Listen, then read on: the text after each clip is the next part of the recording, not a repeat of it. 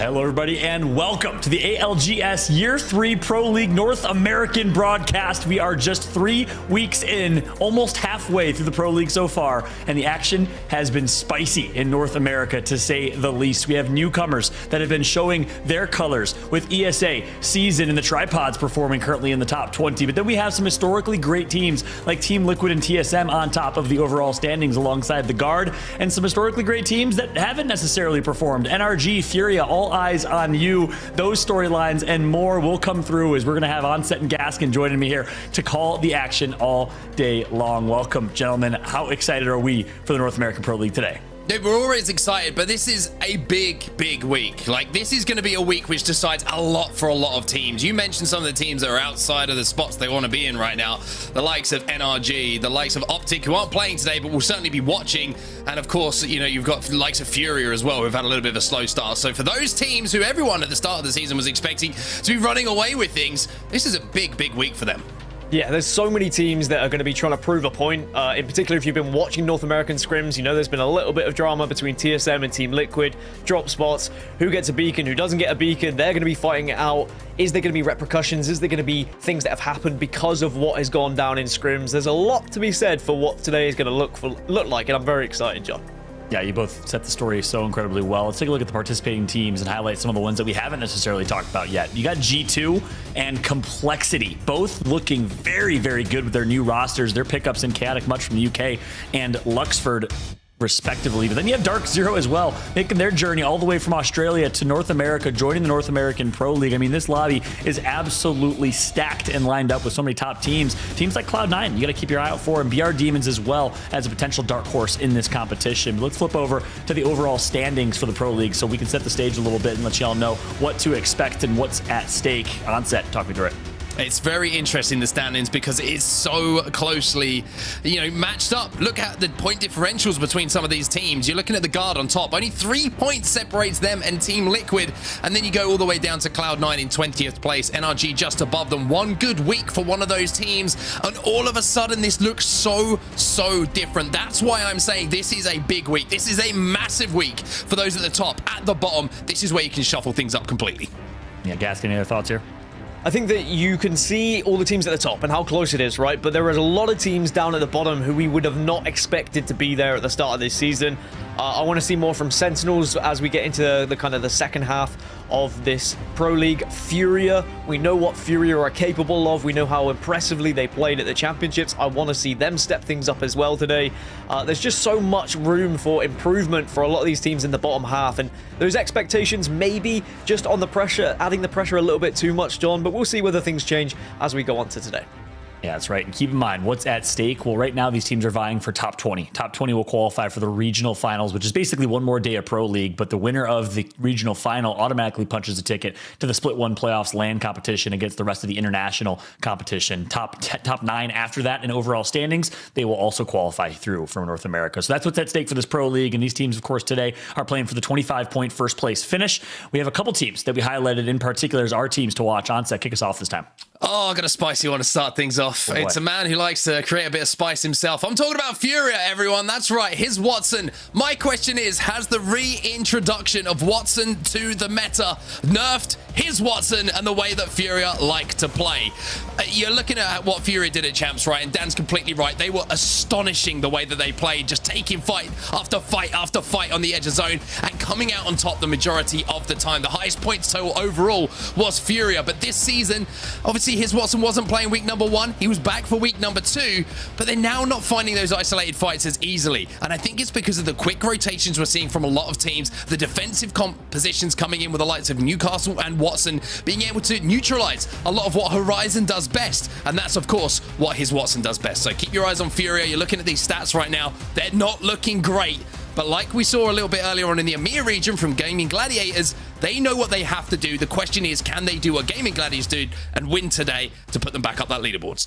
I love it. The biggest stat in my eyes, bottom left right there, 68% of the points for Furia come from kills. So they got to work on their late game placement. Obviously fits their play style, but they're not getting the placement points that they need. But for me, I want to actually start, before I jump into it, I want to ask you guys, who you got your eye on as your team to watch?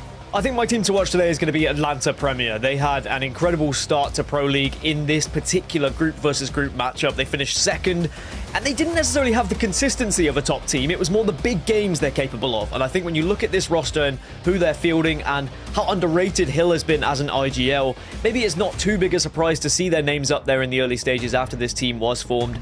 They always have that potential to have that pop-off game, to go big, to get loads of kills whilst also placing incredibly. And I think that is always going to be a frightening factor to be in any sort of lobby. You've got to be aware of what Atlanta Premier are capable of. If you're in first place and you're like 20 points ahead, you better be sure that Atlanta Premier could still catch you up going into a late game. So you need to create as big a gap as possible whilst this team is in the lobby. Very excited to see if they can find the same amount of success as week number 1. But there's a little overview of their stats and how things are looking. You can see their points to kill ratio, their placement to kill ratio is fairly even, 51 placement, 49% kills. So they have spread it out quite evenly. However, in week 1, we certainly saw they were able to get huge kill games, and that's what I'm excited for. It's about damn time to put respect on AP. They've been performing at a top level. Kudos to them. Just had a chance to meet the Atlanta Premier staff at the Monster Community event down in Atlanta, and nothing but respect for that organization. Kudos to AP. We'll see how they'll perform today. But hey, I'm going to take a similar page out of Onset's book, because for me, the team to watch is all eyes on NRG.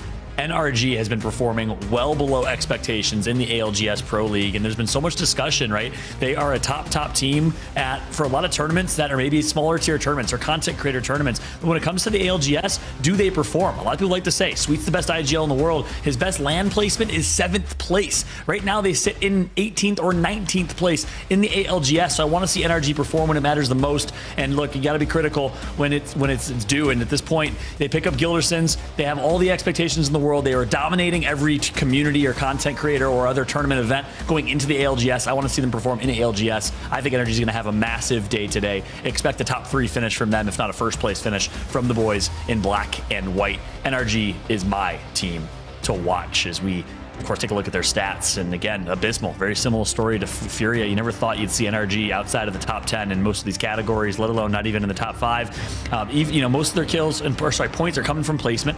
They're getting the kills that they need. They're getting the damage done. They're just not able to make it into late games, and that's what's ultimately costing them the ability to get high kills and high placement. So all eyes on NRG today. Let's take a look though at the map schedule for the day so we can see where they're going to be playing. Storm Point is where we're kicking off. Matches 1 through 3. We'll be on Storm Point. We'll switch on over after halftime to World's Edge for games 4 through 6. And guess what? You can watch how you want to by watching your favorite player, your favorite professional, hearing their comms courtesy of award-winning Multi-View. Make sure to hit the Command Center button at the bottom of the Twitch stream to tune in to Multi-View and customize your viewing experience to your needs. Tailor-made.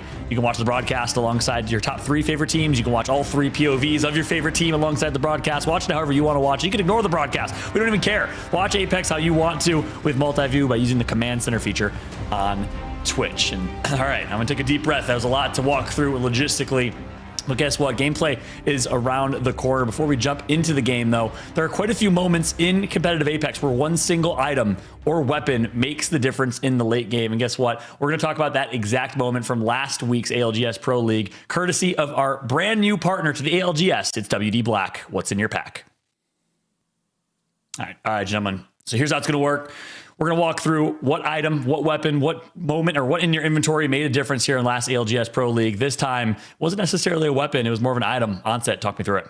It was indeed an item. I almost feel like I'm on a little bit of a game show here. I kind of enjoy it. You know what I mean? Like, we're talking about Gold Helmet, everybody. And if you're wondering why, this clip from 100 Thieves is going to give you the perfect example of why the Gold Helmet is so vital. You'll notice at the start of this clip, they drop that Gold Helmet off to their Newcastle player. Yes, he goes down, but if you look on the right-hand side of your screen, you get that ultimate recharge time up by 20%, which means they're going to have that wall available quicker than they would have previously. This ends up going down immediately. From here, 100 Thieves are able to reset, all from the transfer of that Gold Helmet to make sure that Newcastle gets his ultimate back as quickly as physically possible. From there, 100 Thieves close this game out. They get the win, but it's that transferring of the Gold Helmet to make sure that the most valuable piece of the ultimate or utility, whatever it might be on a legend, becomes available for you to have an advantage in a fight defensively or offensively. 100 Thieves do it properly. And if you're at home and you've got your ultimate already charged, you're wearing a Gold Helmet, give it to someone else. That's all I'm saying. Give it to someone else. Gaskin, any final thoughts there? It's like hot potato. You got to make sure it goes around quickly. You've got to be making sure you've got your eyes on the prize. I think that as long as someone is aware of who needs the ultimate, as long as communication is there as well, then you're always going to make sure it is in the right hands. And again, another demonstration of different legends that can make a difference with the gold helmet. Newcastle popping off there. Yeah, y'all called it perfectly. And hey, this week it was a gold helmet. In EMEA, it was a Kraber. Big discussion around the Kraber. What's it going to be today, though? What item, what weapon will make the difference? This has been WD Black. What's in your pack? All right, gents, let's shift gears a little bit and get ready for game number 1. Gameplay is just about ready. We're loading up the lobby here, and I want to do it by doing what you hate the most on set. You know I'm going to do it. I'm going to ask you for predictions. It's time. Who do you guys think is going to win the overall series? Not just game 1, overall series today. Which team do you got winning? On set, come on with you. It's a very interesting one. Dan, who do you think is going to be coming out on top today? Are you deflecting predictions again? Like, is this how it works? He just deferred. Hey, look, you can, John. You've tried it so many times. You got to learn by now. You're not getting it out of me, okay, Dan? I can give you a prediction. I don't know if I'll give you a prediction of who I think is going to win, but I think that whoever comes out on top in what could end up being a TSM versus Team Liquid battle over the beacon will find success today. But there is a high possibility that both of them find no success because of just what's happened on Stormpoint. That's the lamest thing I've ever heard in my life. Not only do you completely defer the question, both of you. Is this an English thing? Are you just non-committal to bold statements or predictions? Look, I've seen some of your bold statements on Twitter recently, John, and that's why I stay out of it. Okay, I'm not getting involved with that. I'm not having the people come after me, and I'm not giving opinions which aren't backed up by good opinion. Okay, that's what I'm saying. Okay, that's what I'm going with. All right, so your prediction is you have no prediction. You refuse to entertain my question. Fantastic stuff. All right. Give me a team that's going to win game number 1. That's all I'm asking for. Who's going to win game number 1? That's still a prediction. You keep trying to get predictions out of me. It's not going to happen. You can rephrase it as many ways as you want. It's not going to happen. I will say this. I think Team Liquid are criminally underspoken about this year for what they've done, from what they've been through. The results are speaking for themselves, and I expect them just to be up there again. I think it's very difficult to show this level of consistency, especially after a few weeks of Pro League where everyone started to readjust to how teams are playing, what rotation paths they're taking, what compositions they're playing, and what spots they like to play. So I think the Team Liquid's continual evolution has been really impressive to watch, and I just want to give a highlight to them, shall we say, as a team. We can expect to do big things continually today. I will take it. Gaskin, you got any version of that? I think that Atlanta Premier are going to pop off in one game today. And if you want a prediction, I'll say it's going to be the first game, just to keep you happy, John. I don't want you going to be sad between games 1 and 2. I don't want you sat back there John, being like, what's your bold statement for today, John? Come on, what's your prediction? John, listen, I already threw NRG under the bus big time during the segment, and then I made a bold statement saying the 19th place team. They're down in 19th place. That's not bold. That's fact. Come on, bold prediction. Yeah, but then I said they're going to win. I said the 19th place team is going to come in and dominate today. That's a bold prediction. All right. Thank you very much. Can we, Simona, production, can we bring back the official prediction segment of the pre-show where these guys have to actually submit a prediction and make a bold claim going into broadcast? It's not just me that this is a good for, by the way, because obviously every single team that I predicted previously has their entire day ruined. So this isn't actually for me. This is for the benefit of all the viewers and the fans and the players themselves, that I do not spoil and, curse whoever may the name that comes out of my mouth. So there's some Hogwarts stuff going on, and that's all I'm saying. And I'm not invested in that anymore. The onset curse might just be a thing of the past. I'm trying to revive it because it's funny, but I digress. Obviously, a couple other stories today. Dark Zero has been performing. A lot of people had their eyes on them as one of the best teams in the world. Again, big discussion: who's the best IGL in the world? And a lot of people say Zero. He's back to back. He's the best until anyone proves otherwise. We'll see how they can perform. They're currently in the top 10 overall in the standings. But guess what? Game number 1 is here. Stormpoint. Game 1 to kick off the North American Pro League day number 4. Who will step up? Who will fall? Let's jump into the action with Onset and Gaskin to call it game number 1. Oh, I'm in a good mood, Dan Gaskin. I'm ready for some Apex action. EMEA was fantastic. We saw the resurgence of GG coming back to remind us all of just how good they are. My question to you is, are we going to see something similar from the likes of Cloud9, from the likes maybe of Furia today, or maybe just NRG, like John thinks, are going to come out and storm these games away? What are your thoughts? And are you just as excited as me? I'm extremely excited for today. I think there's so many teams who want to prove a point, as they do every single week, but there's been a little bit of extra spice throughout scrims of people competing for certain beacons and all of that jazz, but I don't think it's going to be too much of an issue right now where we're seeing these guys dropping maybe Klein from Season might have a little bit of an issue if he goes too far into the wall there next to TSM, but we'll start on to Atlanta Premier, and let's see what Hill and the rest of the squad can do. But actually, hello. there is going to be a fight. Yes, good morning, good afternoon, good evening, wherever you are in the world. BR Demons, who obviously made their name in the arena game, and now here to play some BR, and they are certainly causing some problems. And it's G2 who are on the other side of this fight. This is not the start that G2 would have wanted. Without a doubt here, they get dropped on and they are losing this fight badly. Yeah, this is unfortunate to see a fight happening this early. If you are one of these two teams, it's brilliant if you are a viewer, because we love an early fight here or there just to see a little bit of a rivalry start brewing, because we know full well this is going to be a consistent factor, and it wouldn't surprise me if G2 try and take the fight in match number 2, because it's going to have to be, because it is done, dusted. BR Demons absolutely wipe them. Guys I've seen destroy in arena lobbies, and of course BR lobbies as well. Get it done in a 3v3. I love me a spicy listening, by the way. So production for game number 2, if we see this go down, let's just make sure we got a G2 listening lined up. Okay, I'm just saying it might be pretty exciting. It probably would be pretty good to go into one now, but we're not going to do that for now. Anyway, BR Demons, they get control of this drop spot, and this is going to be Barometer in their hands. And G2, I mean, they're just going to have to sit here and spectate for game 1. Mark, you know, in EMEA, I was talking about variety in Legends. I was talking about the lobby. You know, it's great to see loads of Legends being used. North America have just topped it. That is incredible. I am seeing 14 different Legends being used in this lobby. We've got Bloodhound, Crypto, Catalyst, Caustic, Ash, Bangalore, Gibraltar, Newcastle, Loba, Watson, Horizon, Seer, and Valkyrie. How about that for a little bit of variety and diversity when it comes to Legend selection? There is going to be so much compositions here, so many interesting fights, won or lost by certain abilities in the game. Yeah, I think it's very interesting as well, and I feel like it's more likely to happen here on Storm Point because of the I mentioned the natural geometry of Storm Point. From south to north is essentially an uphill battle, right? And if you're on that low ground, you need to have a composition that's going to help you fight up. Or on the other side of things, if you're starting from the higher ground, like TSM usually do, dropping by the wall, then maybe you can play a little bit more of a defensive comp, because you're going to have that natural ability to fight from that height. For now, though, look at the kill feed again. Everything is kicking off. Already Team Liquid and Complexity having a little bit of a scuffle as Luxford goes down. And one of my biggest takeaways is the amount of Horizon we're seeing in comparison to EMEA in particular. We've got a lack of Crypto, only 1 Crypto in this lobby, which is good news, of course, for the Watsons. We're actually only seeing 5 teams running Watson right now, so not as much Watson as we saw in the EMEA region at the same time. We're seeing more Horizon coming in. We're seeing this particular composition that TSM are running being the kind of mainstay, the aggression, where you get the info, where you can push in just like this. Well, it's going to be NRG versus Complexity, and NRG will come out on top. Also, like we mentioned a bit earlier, there was a little bit of assistance coming in from another team that was Team Liquid, so it was actually a case of Complexity maybe not being fully in the position they would have wanted to be, with one of their players down, to really give NRG a run for their money. But a confident start here from NRG, and confidence, it breeds brilliance a lot of the time, and NRG are a team who aren't too afraid to be brilliant at certain times.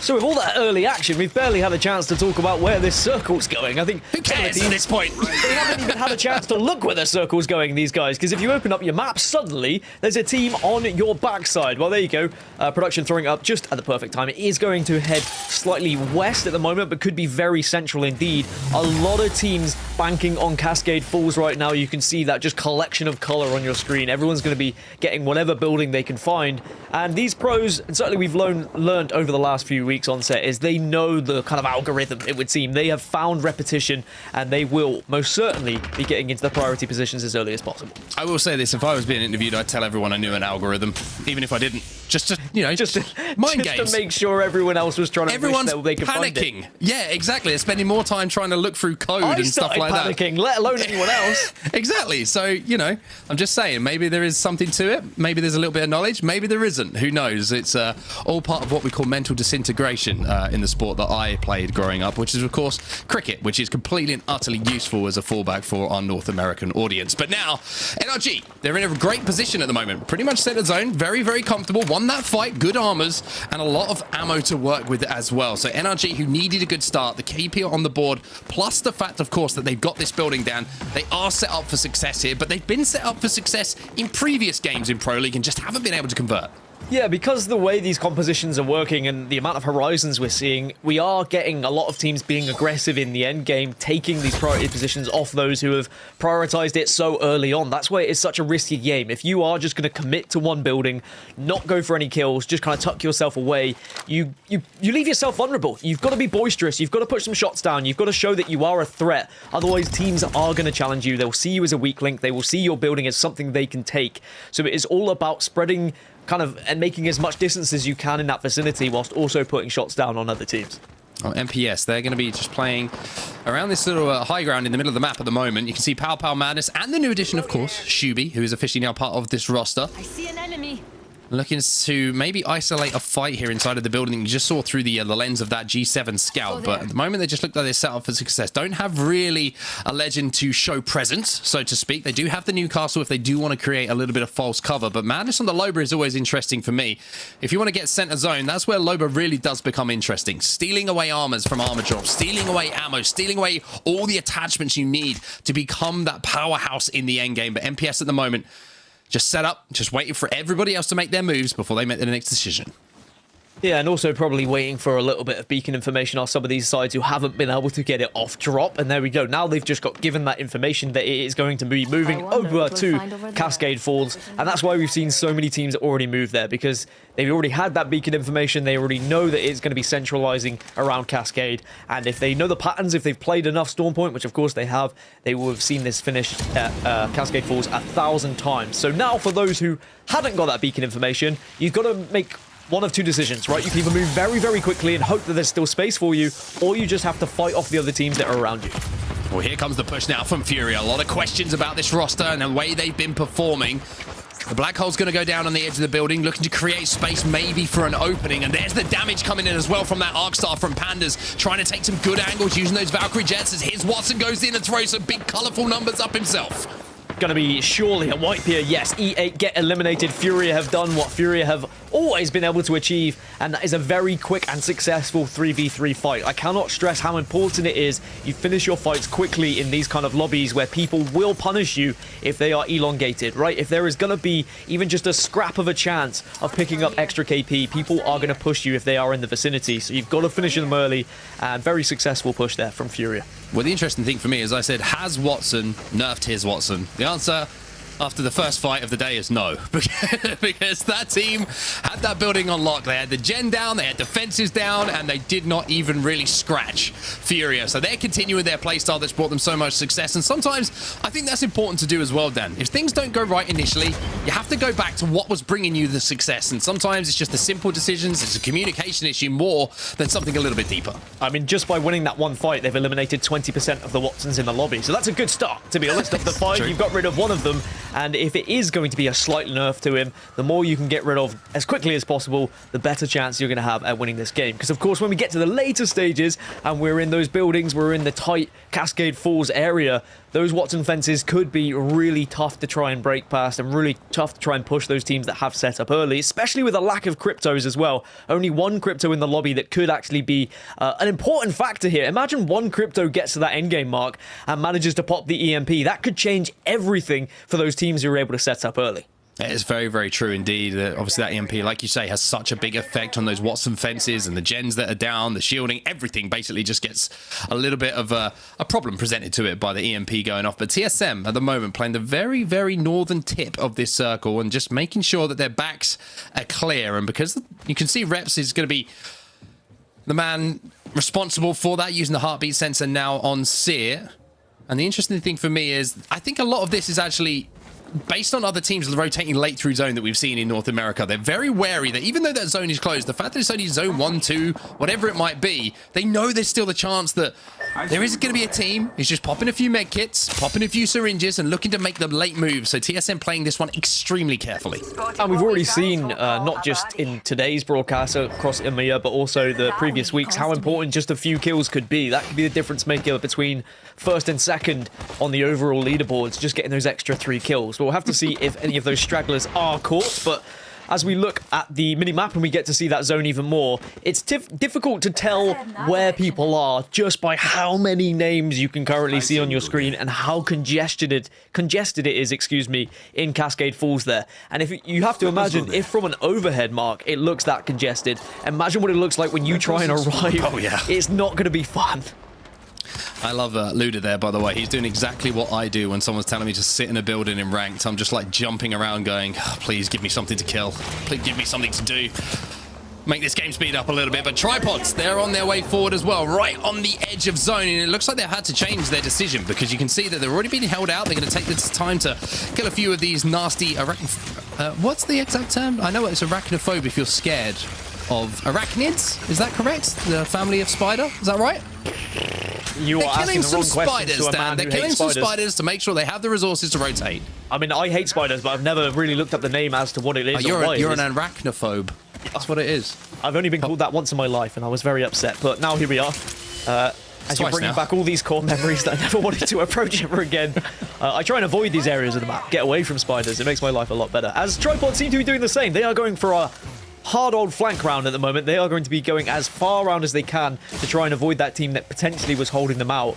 My real question is, are they going to find success here? Because as they arrive, is there anyone that's going to be waiting for them? It looks like they should be okay on this rotation, just looking at the mini-map that I have. So Nick Mercs and co, the Tripods, should be fine.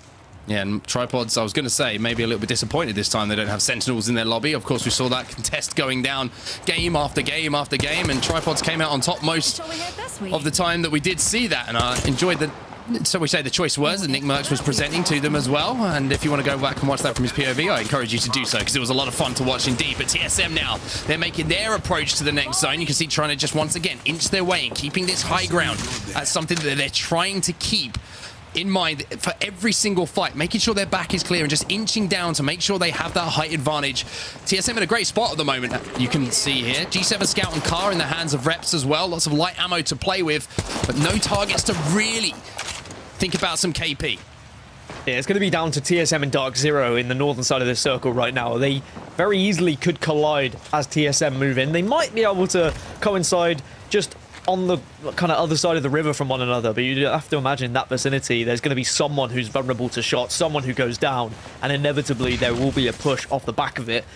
My real question is, what happens if they do start to scrap? Because nearby Furia are also going to have their ears to the ground. They're going to be waiting for a little bit of noise so that they can push into the circle. And when you say TSM, DZ, and Furia all could be in a fight, that's a fight I want to see. Yeah, Team Liquid in the vicinity as well. So we say sharing the same oxygen. Very, very close to each other, and will be even closer in around 3 or 4 seconds' time. Now, TSM have the high ground, but my only concern for them is the lack of cover maybe they have on this platform. And you can see that Verhulst is desperately trying to be tasked with not only looking forward, but checking their back, making sure someone doesn't make a little bit of a solo play to flank up and get some damage down and maybe 3-2-1 him. And that's why you see him spinning around, making sure that that does not happen. As we now see Tripods, they're on the other side of the zone. They're on the bottom of the zone, the southern side of Storm Point here, trying to fight their way upwards. Nick Mercs is going to be moving over to play Seer this time. We saw him on the Watson recently, but a little bit of a change of game plan for them. Yeah, the meta slightly shifting. Less Watsons in this lobby, as I was mentioning earlier, but this is a tough old rotation for Tripods, as they're going to have to fight uphill throughout the entirety of this game now, it would seem. Unless they can manage to Valkyrie over some teams a little bit later on, but that will of course be a very risky decision and leaves you very vulnerable in the air. There are now teams who are all close together in Cascade Falls who are starting to pop shots at one another. I have seen a couple of downs here or there, but nothing coming out of it just yet. My main interest is going to be what happens with the likes of TSM, Furia, DZ, who are all very much close to one another on the northern side of the zone. Well, Tripods are safe for now, and so are Rack Attack. They're actually in a really, really good spot here. If you look at where that zone has just pulled, they're building just that corner will be in by the looks of things, and they can fire down on these teams trying to move from the high ground. Rakinishi's going to have that G7 Scout as well. Lovely little, beautiful-looking gold mag as well to make sure that he doesn't have to expend the extra energy to reload when he has swaps to that secondary. And Rack Attack at the moment just controlling all of this building, all of this height. And if they can get Bowser maybe up to a purple armor as well, then they'll be in a pretty good spot for this endgame. I think CLG are scrapping at the moment as well. The likes of CLG, the likes of Team Liquid, they probably thought they were safe in the circle, but alas, when they get that information, they are going to have to move. And yes, CLG are in a fight, and Dimmy's gone down.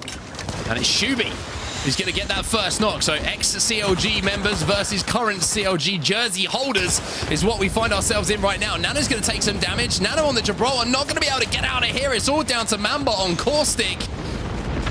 Doesn't have the Nox gas because he's already thrown that down. Tries to fly in to finish off some of these downs to just cause a few problems. But look at the kill feed as well. Fury and TSM involved in a fight as Mamba will be backing up here and managing to put that battery away. TSM now just reps on his own, but it looks like Dark Zero also involved in this fight. So all of our big dogs starting to fight as the zone starts to close. It was always going to happen. It was inevitable with how close they all were and where this circle was pulling. Furia look the healthiest right now, though. There has been knocks elsewhere. Furia, I think, did lose one temporarily, but they're back to a full 3, and they are on the prowl. They are looking to try and punish either TSM or Dark Zero. I think Dark Zero maybe lost out more than anyone else in that big scrap, though. Unfortunate for them, but they were on the low ground. I think that's naturally going to happen when you're trying to fight uphill here.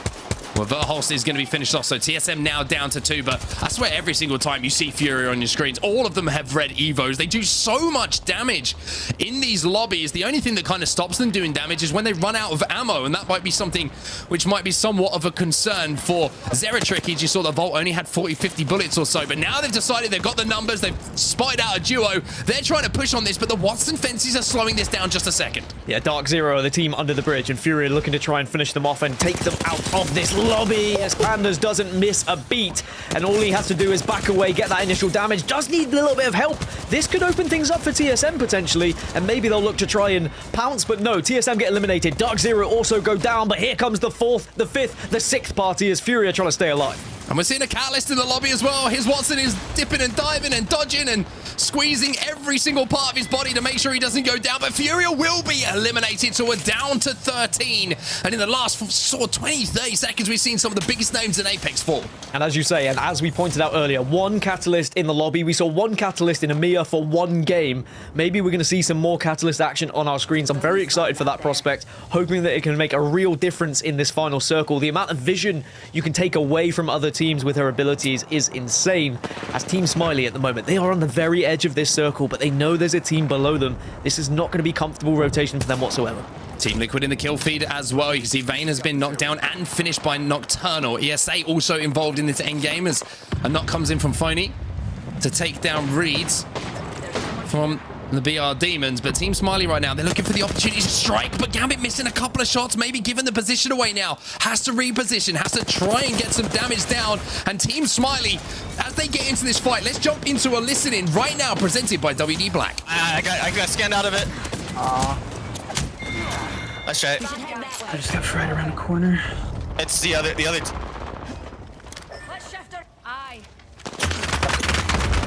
Well, we'll jump back into the game. It's the world's quickest listening because he died immediately, Dan. There's nothing else to say about it. The onset curse is real. That's why he doesn't do predictions, ladies baby. and gentlemen, because it does exist. It is a real thing. But Tripods, they were watching, they were waiting, and they were hoping they could pick up some pieces from that. But it looks like the final team is going to jet above them with the Valkyrie ult.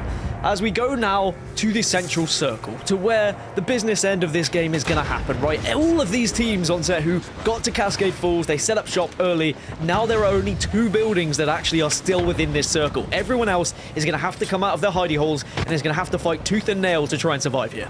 And Sweet has barely any meds remaining as well. You can see that Nathan's going to try and move across. He's going to do a great job to take that barrel out and clear the way now for NRG to maybe pick up some KP, maybe pick up some loot, as Tripods will be eliminated while all of this fighting goes down. NRG just somehow slithering between the cracks of all these teams and staying anonymous to the lobby. NRG may be having a mini heart attack as they come across the 1 caustic in the lobby, the 1 team you don't want to be pushing in the end game. But that does mean there could potentially be a caustic to disrupt this end game as, unfortunately, that is going to be the caustic found, spotted out, and Nathan absolutely shreds through. CLG get eliminated. And NRG finds some loot as well. I think they were desperate for loot. They were trying to find any kind of heals. You can see 4 cells now, 1 battery for Nathan, and he's got some a little bit closer company maybe he was expecting, as 2 more players are going to be down behind that Newcastle wall. So NRG have got to rethink this. They back up C9, also making a run in this lobby. Naughty in the kill feed, taking down enemy.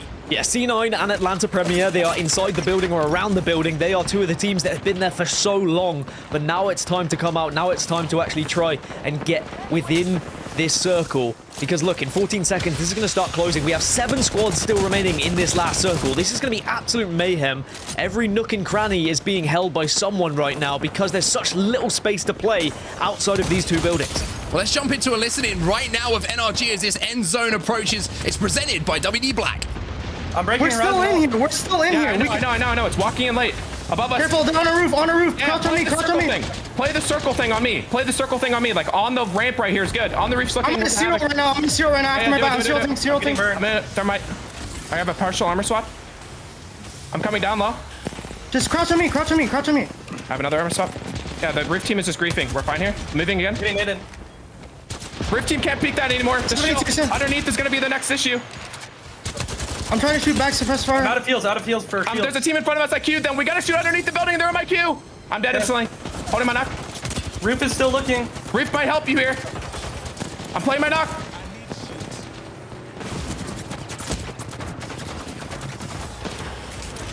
I'm done. Nice try. We can't do anything. We didn't have any heals.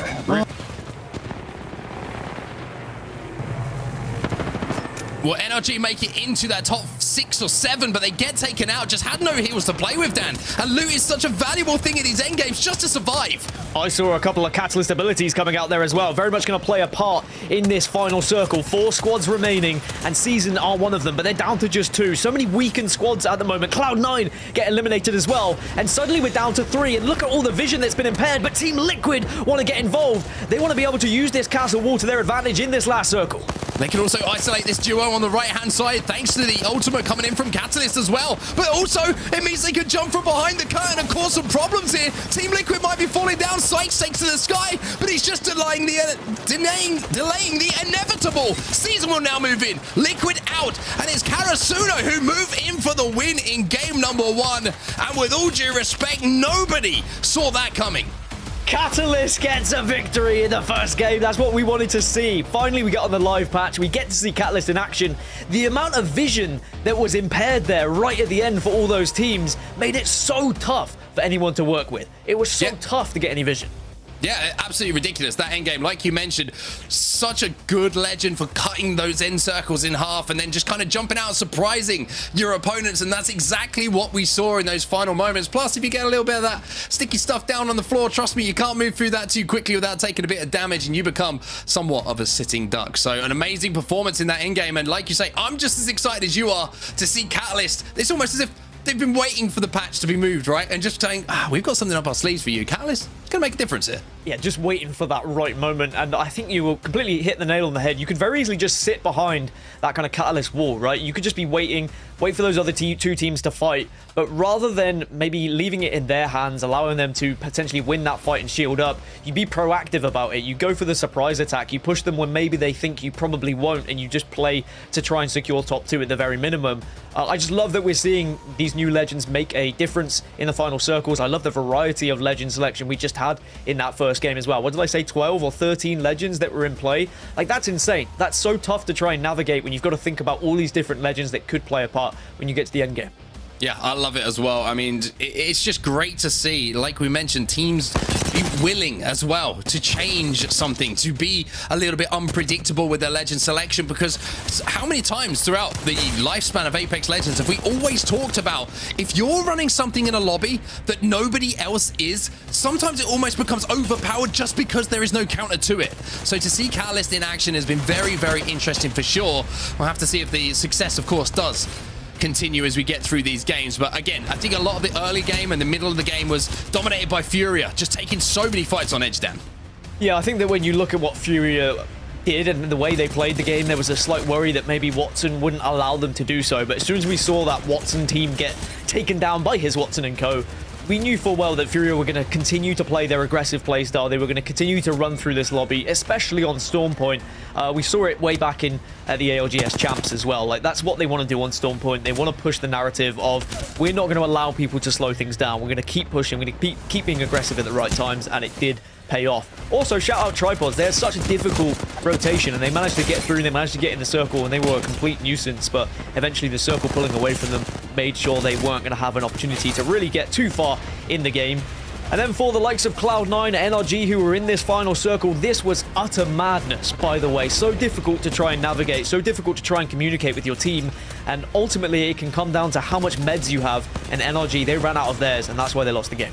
Yeah, it's also one of the downsides, right, of an early rotation. If everyone else starts to stack up and you've got to be forced to defend that perimeter, it just means, unfortunately, you run out of ammo, you run out of meds, and you're just taking constant chip damage that leaves you in a very difficult situation. That is how we look, though, after match 1 is done and dusted between groups A and B. 17 points in total for Karasuno, with 5 KP going alongside those 12 placement points. But Season up there as well. Team Liquid, as predicted, I will say, by me, having a very good day. Very good start to the day, I should say.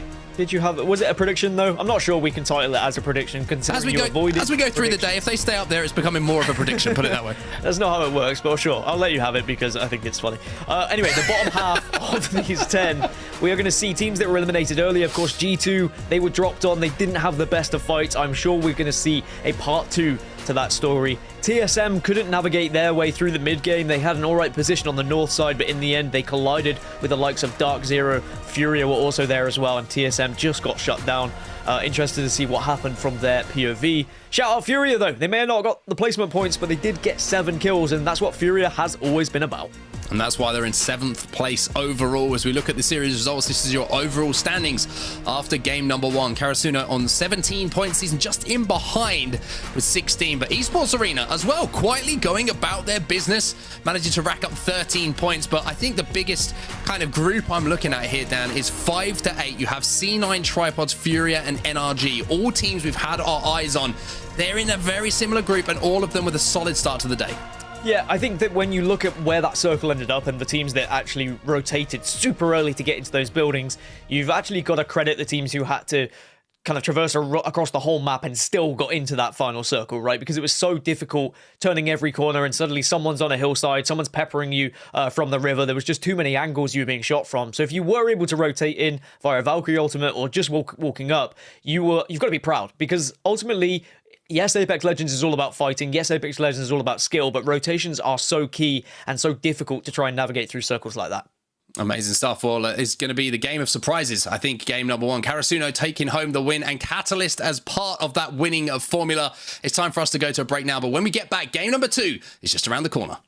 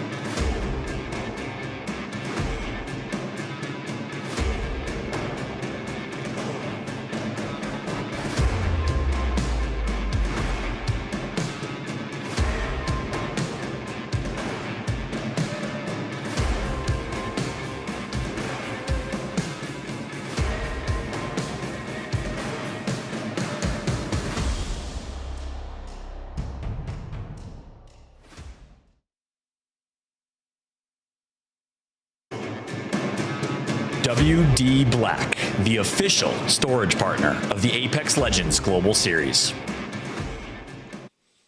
Welcome back, everybody, once again. Game number 1 done and dusted. Catalyst has arrived to the party, Daniel Gaskin. And of course, game number 2, maybe we're going to see a few more surprises, because I am invested in today's action. Now, North America, we've talked about some of the teams who need to perform, but I mean, the surprises. I love a surprise, Dan. I'm not going to lie. I love a surprise. Love a little surprise, just as James Fearless had at the World Championships as well. Of course, he was one of the players who was a late call-up. We saw a few players being late additions to squads and kind of being the heroes as well. To be able to have the chance to play on that big stage must have been such greater confidence builder. And also, I'm sure James learned a lot when he was playing in that position as well. And maybe some of that experience that he was able to gain is actually being implemented here as they win game number 1. But Catalyst, of course, was the big story. The fact that the Legend selection is very much in a variety here as well. Are we going to see now people go to a more traditional composition after they had maybe a lack of success with some of their experimentation, as it were? I'm sure that Catalyst is going to stay, by the way, after their victory. I would imagine so. Don't worry about that. Will anyone else say, all right, well, if Catalyst is working, maybe we'll try it as well? There is a lot to be said about what could happen in match number 2 here. Yeah, certainly risky to try it, but a lot of success has come off the back of it. And as you say, you've got to take risks sometimes to get the rewards on the other side of this. But as we head into game number 2 for Stormpoint, I did find that the standings overall very interesting. Those teams we were talking about that need to perform a little bit, NRG, C9, Tripods, all of them in and around that kind of very similar area, getting towards endgame.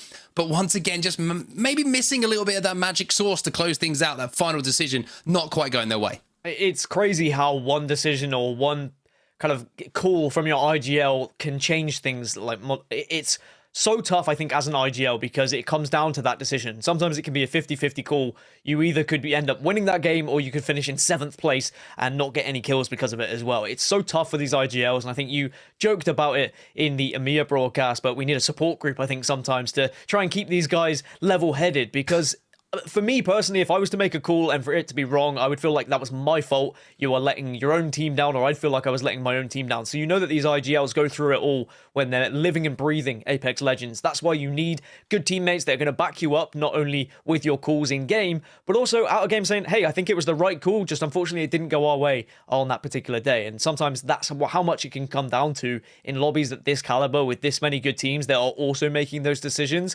There is just a lot that is out of your hands, really. Yeah, it's very interesting indeed how we're going to see things progress in those final moments. That's where you kind of make your money, right? If you're an IGL, if you make those big calls. I feel like NRG were in that tough position sometimes where they did everything right, but the unfortunate circumstance for them was there was so much playable area. And the buildings inside of Cascade Falls, they're so closely kind of compact together and with so many windows that you're always going to be taking chip damage from different angles. When you think you're safe, all of a sudden it's another 30-40 from a scout, from a 30-30 repeater, and that's another shield cell that you have to expend. And when you've got a composition which doesn't have Loba, for example, so you can get the black market down, you don't have Watson, for example, to use that gen to essentially make your meds go a little bit further, to really squeeze everything out of them you need to, you find yourself in the position they did. I'm sure that NRG would have loved to fight inside that building and third party, but they knew they couldn't, because if they just didn't have the shields initially, they didn't have the ammo if things didn't go their way, and if they had to reset, they weren't going to be able to either because they just didn't have those meds. I do also feel like it was another reason why a lot of those teams who were outside of the circle were able to get into the circle, was because in those buildings you were so vulnerable to others neighboring you that you couldn't really peek, you couldn't really put shots down to those approaching you. Instead, they were all kind of just crouched down on the floor, hoping they wouldn't get shot in the side, waiting for that end circle. And as you say, you don't want to be wasting resources, you don't want to be wasting shield batteries, you don't want to be wasting shield cells by taking too much damage. So instead, those who were walking up were saying, hey, well, no one's looking at us. Maybe we could just sneak under this building. Maybe we could just sneak behind this little bridge. And that meant for a very interesting endgame where there were people in all sorts of nooks and crannies in positions that maybe you wouldn't expect. Yeah, it was a little bit like a weird kind of, like a horror film where they have it based in a, what they call a fairground, with a Ferris wheel. Obviously, that wasn't a Ferris wheel. I'm not completely stupid. That was a water thing generator. Mark, I don't watch horror films either. Like, we've talked about arachnophobia already, hate spiders, and now I don't watch horror films. I can't help you. All I gotta do now is bring up... No, I'm not going to bring it up. No. You know what I'm going to talk about as well. You know I was going to talk about, but I'm not going to bring that up. Dan's got a weird fear, everybody. I'm not going to say what it is on broadcast, but he's got a really weird fear of something. But what we can talk about is how the rest of the lobby, of course, were fearing Catalyst. Let's talk a little bit about the abilities of Catalyst in that endgame, because we kind of discussed and we were like, oh, what's Catalyst going to bring to the party here? Is she going to be good enough to replace someone else who is in the mix of a defensive legend? Well, that Dark Veil in the end, plus, the ability to put those spikes down on the floor, you can see why it can be so disturbing in those endgames. Yeah, you just completely block off the vision of another team, if not every other team. In that particular environment, there was 3 teams left. They completely hid themselves away from the other squads, and it meant that they had the freedom to jump out whenever they chose to. So it was so difficult for the other teams to try and navigate that final circle. Well, good news, everybody. It's time for me to stop listing. Good news for you, Dan. It's good time for me to stop listing your fears to the world on broadcast. If you are, of course, listening and, you sympathize with Dan a little bit, send him some love on Twitter. I'm sure he'd appreciate it. And you'll back him up. I'm sure there's a few people out there who've got some weird fears as well. Let me know where they are on Twitter as well. Who knows? I don't know where I'm going with this. Let's bring it back to Apex Legends because we are into game number 2. And once again, I feel like the stories that we kind of sowed the seeds of in game number 1, Dan, they're still very much there for game 2. Yeah, I think that we are going to see potentially another contest. G2 are going to be fighting once more. You can see it's already happening on your screen down at the bottom side. And we are going to see whether the barometer fight will go G2's way this time. Of course, they did lose out in the initial game to the BR Demons, and we'll have to work out whether that's going to be another opportunity for them to win that fight once more. Yeah, I think the most scary thing for G2 at the moment is the fact that BR Demons as well is definitely spelt with a Z at the end of it. And we all know that makes it a little bit more of an awkward proposition. Let's see how this fight does go there. We got a little bit of beacon information, but of course we're going to focus this time on the contest at barometer once more. G2 have taken a little bit of a different approach to things by the looks of it now, Dan. They're going to take the outside. They didn't get maybe the best flight path down. They didn't have the speed to beat their opponents, the BR Demons, to the height. So they've decided, you know what? You can have the height. We're still going to fight you, but you can have the height for now. And it is going to be the same amount of legends being selected. G2 aren't going for anything crazy. They were like this before. We've got such an aggressive comp here. Ash, Bangalore, and Bloodhound all featuring. If G2 can get out of this initial fight in barometer, then they are going to be a huge threat to the rest of the lobby with how you'd imagine they're going to approach. Ash's passive giving you so much information on where teams are going to be getting kills, and then Bloodhound, of course, to get those scans and get you in those fights as quick as possible. BR Demons, though, have got the height advantage here, and regardless of the scans that are coming in from Bloodhound at the moment, they'll be more than happy chilling up here. The only thing is, if this fight is lasting too long, it's just going to ruin the game for BR Demons. They want to get rotating. They want to be moving and grooving. They don't want to have to be worrying about team right now. Yeah, the good thing here for BR Demons as well is because they have this high ground, they've got a little bit of decent weaponry to do some damage from distance. They can just level up these Evo shields as well onto G2. G2, the longer this fight goes on and the longer they're trapped here, unless they find a couple of purples and a little bit of an angle to fire back from, they're just not going to really be able to have any success in this. So if I'm G2 right now, I'm thinking about leaving this. I'm kind of giving it up. I'm saying, do you know what? Let's try and elongate our game a little bit more. They can give up the beacon information, but for now, G2 have also made a little bit of a move. We might see a little bit of the old switcheroo here, Dan. Oh, the old baity-waity go underneath, take the high ground off of them, and now suddenly BR Demons are on the outside looking in, saying what just went wrong. Arcstar could do some damage here. Reeds has to back off, and BR Demons are on the back foot. Aiden, the Destroyer, is being tanked by the Incendiary at the moment. You've just got to try and stay alive. This is officially the old switcheroo. Chaotic has gone down, though, for G2. Reeds will win the fight. Resulta is inside, trying to level things up, but no! Oh, it's all up to Designful. Some damage has been done. He has a chance here to maybe pull off the impossible, but G2 go down again.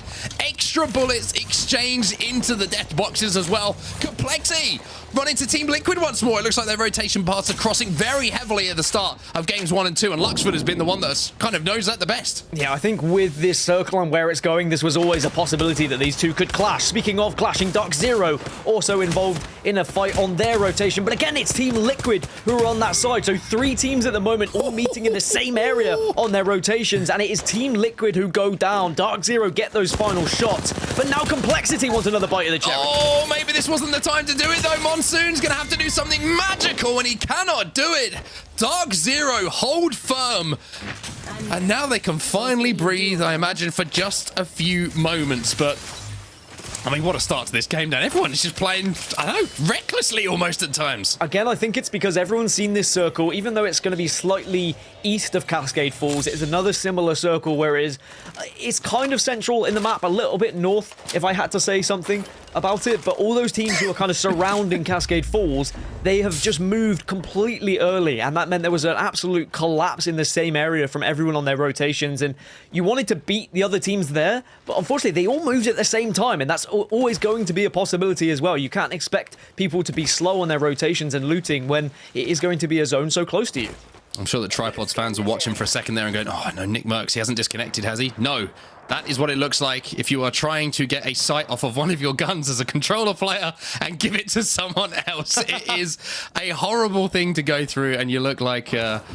I've been there. Don't worry. It's a difficult situation to be in. TSM, though, they're looking to find themselves into a good position.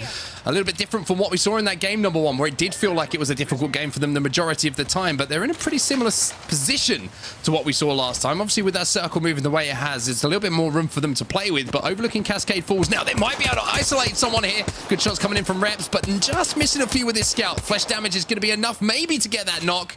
It looks like that player has escaped for now. Yeah, very similar position to what TSM found themselves in the previous game, where they're on the northern side, they've got the height, but this time the circle's a little bit better for them. So you'd imagine they're going to be far more comfortable and aren't going to have to force any more of a rotation. They could stay where they are and be comfortable for quite some time, potentially picking up some KP. And as long as they've got the high ground over these other teams, I think they're going to be more than happy with their current rotation. But at the same time, if they know this circle like others do, they might go for a building a little bit more central. They might try and get closer to command center because everyone seems to be doing that. There's a massive congestion again on the minimap between all these teams, all trying to force this POI. Yeah, and something we should talk about as well is TSM kind of tinkering with the... Not with the composition so much, but with who's playing who. You can see Hal back on Horizon now, which I've got to be honest, I like. Because of the fact that he can be aggressive, he can be that entry fragger that we know, we've talked about Imperial Hal and what he can do with a mouse and keyboard or a controller as he finds himself on these days, but he's so good at finding those situations where he can create entry damage, and if you're on Horizon, you can obviously do that a little bit more easily, but also you're talking about personalities. You want someone to feed information to you clearly and concisely. Reps, using that heartbeat sensor, is probably the kind of guy that you want to be feeding that information. Calm, composed, and considered, and then how can make those decisions based off of that info he receives. CLG find themselves in another fight in exactly the same place they did last game as well, but it seems like NRG on the other side of it, and NRG have managed to get the up on them. Sweet getting the initial knock, and now they will be pushing on that advantage, making CLG run away with their tails between their legs. And I don't think NRG are going to get too desperate for these kills, although they may be forced to, because there's another team joining this, and NRG might just have to chase it so they can stay alive. Well, Mamba is down. I'm not sure if he's in position to get res. He looks like he's outside of that tunnel, so it's looking like that could be the end of his game. NRG want to push this, and I'm not surprised either. This is 3v2, and if they have any kind of opportunity to put free KP on the board, you would expect NRG, with the talent they have, to be able to wipe this CLG team very, very quickly. And that looks like the decision that's being made. They know they're still in the vicinity. They know they're close through that heartbeat sensor coming in now from Nathan on Seer, and they're just chasing this one down. Well, I think when you take down a Caustic, I think it's your responsibility to continue and ape that team to eliminate from the lobby for playing Caustic. That's how it works, right? That's what matchmaking is for me anyway. Well, as NRG make their decision to try and chase things down, it looks like CLG have managed to escape for now, but they've got to replan now. 2 minutes or so left on zone number 2 closing. Let's jump into a listening. We're now with NRG. One of these guys had a long bed, sweet. I know. On the right. Let's get right.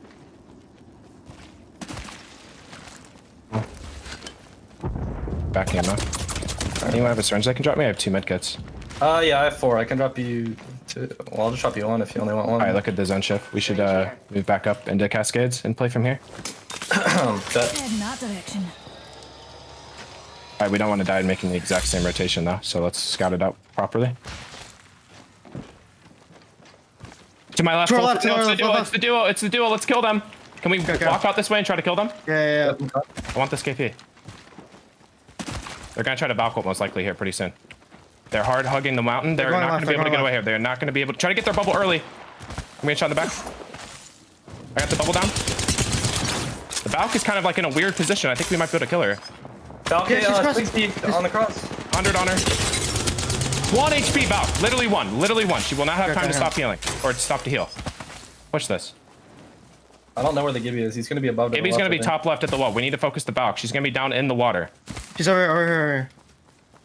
She's gonna be hugging that mountain, running left along my orange ping.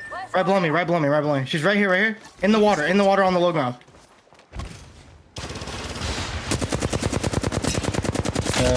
Got him. Nice. Fuck, Nice. bro. Then head back towards Cascades. Gibby went up to the door. Yep, No that's one fine. close, I don't think.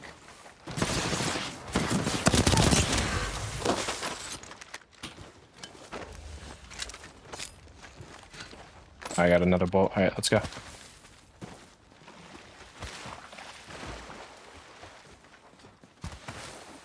Well, back into the game, Dan. NRG are finally getting some results for the chase that seemed to start quite a long time ago and then resumed. It was almost like an early 90s cartoon sketch for a few moments there.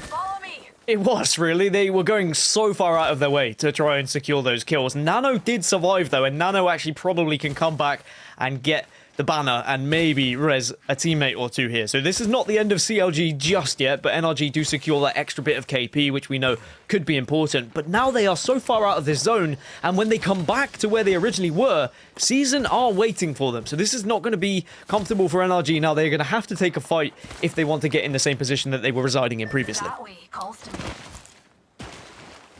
You've got to expect to take fights if you are working your way in from the edge of the zone. And to be honest with you, for the mentals of NRG, I think it was very important that Nathan hit those shots with the flatline, because that Valkyrie was being the biggest pest you've ever seen. Down to 1 HP, somehow manages to heal. I thought, going to use the Jets, going to get around that corner. The flatline spray is not going to be perfect, but it was perfect coming in from Nathan. So NRG do get that one.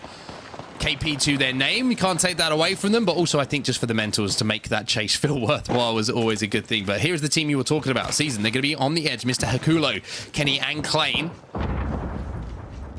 might be the next port of call for NRG to try and face up against. But here's NRG inside of next zone. 16 seconds until round 2 closes. Yeah, NRG actually diverted. They went a little bit more north, which means they're going to potentially face TSM, because TSM here will be looking out to these buildings. Nathan and the rest of the squad of NRG are in the buildings just south of them. So TSM and NRG very close to one another, could clash if one of them decides to be a little bit aggressive here. But at the same time, TSM may decide they don't want the fight. They may decide to go more north here, because both of these teams are going to have to move east to try and get closer to this next circle.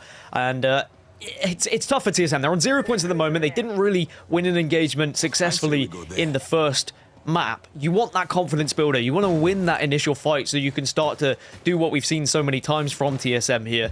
I don't know if they were aware that NRG were so close to them, though. NRG, however, were aware, and they started to move the other way. So for NRG, they're just playing a little bit of a guessing game as to how they get into this circle without kind of creating too much of a ruckus and bringing too much attention to themselves. Yeah, NRG rotation path, looking at our map overhead, looks a little bit clearer than TSM's. So now we see BR Demons, who have already won one fight. Well, they've won it twice, the same fight twice in 2 games against G2. Now they win another one as Esports Arena, who had a great performance in game number 1, will fall to the hands of the BR Demons. And look at this bow check going to work as well. I tell you what, I've been using this I was going to say weapon is probably a better thing to say, a little bit more in rank recently. And let me tell you, if you're sleeping on this thing, trust me, pick it up. You can do some work with that thing. Yeah, and he's able to get a knock. I don't think they'll get the finish for it in the end, but great griefing from the BR Demons. A big fan of this team, I am, ever since I saw them competing in arena tournaments. Aiden the Destroyer, in particularly, individually is incredible and wins so many 1v1s. You put that in with 2 players who can also have the same kind of individual tactics. In a 3v3, they are a team that you have to fear if you are going to come up against them, and that's why G2 are struggling right now, because in a straight 3v3, BR Demons can take on anyone.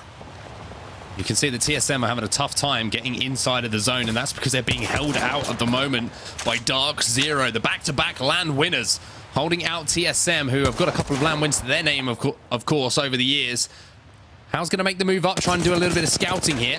But Jim Burn's going to be holding that angle, and with a 301's going to do 84 damage, which is going to slow things down here for TSM. The worrying thing for TSM here is that even though they look like they have an isolated fight here, the longer this takes, there's a team called Cloud9 who are kind of hovering around the edge of zone, who might have heard this fight breaking out and might be able to move in and clean things up. NRG, CLG, C9 like sharks in the water right now, waiting to come out and maybe feed on some players that are just going to be hovering, swimming, trying to desperately stay alive. But actually, all 3 teams are coming in at the same time to TSM. So TSM, it could go one of 2 ways, right? TSM might be able to pick them all off if they all approach at the same time and start fighting, as Tripods, unfortunately, are eliminated. The BR Demons showing what they can do in engagements once more. Well, this is the good thing for TSM, obviously. They've got Seer, right? So that means that they have the ability to scan and make sure that they aren't going to be caught off guard. But that means Reps has got responsibility to do so, as now you're going to see C9 go up into the skies, but TSM send them back down to earth with a crash. I think there was multiple teams who might have been firing onto them, but that is not good news, as NRG also lose a couple of players. C9 eliminated at the hands of TSM, but also down to NRG getting involved as well. But this could be the passage of death death, because now TSM have to push up on the likes of NRG, the likes of DZ, who are all waiting. The zone is doing enough damage at the moment anyway. Reps and Hal fall. TSM eliminated. NRG also backs to the wall right now. Nathan, the last remaining player, he's going to get pushed. NRG go down as well. And 11 squads now remain as we see 2 of our big hitters taken out. And it's Dark Zero who were just holding all of these teams out. Fantastic positioning, but also restraint from them to not overextend, knowing there was multiple teams behind them, knowing that if all of them went, they were going to be into a fight maybe that was not favoring them with their percentages, but sending Jim Burton out, one of the best controllers in the world. But if you want someone not to miss shots, Jim Burton's the man to send, but he did so much work as CLG now eliminated. We're down to 10 squads. Down to 10 squads. One of them still are previous winners as well. Karasuno are going to still be alive, and they are central zone. You see that one circle? Well, that's that one building, excuse me, in that circle. That's where they are going to be in residence. A chance of going back-to-back here for sure with just 10 squads remaining, and still that Catalyst could play a part as Klein sings a song onto Sack. Oh, and it started with 3, 2, 1, and the chorus was fire as they just destroyed that player. As Team Smiley will go down.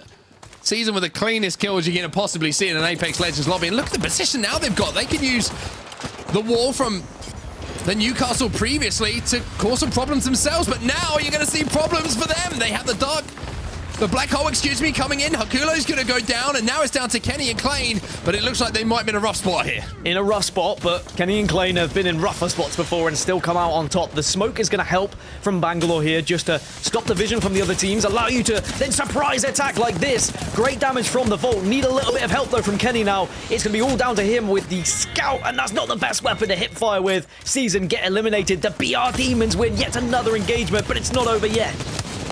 Oh, you said this man's pretty nuts in a 1v1 situation. 3v1s might be a bit too much as bots come in to eliminate the BR Demons. We're down to 7 squads here, and this zone has been relentless. It's been non-negotiable. If you want to try and get your way into it a little bit later in the game, you either get there early or you do not get in at all.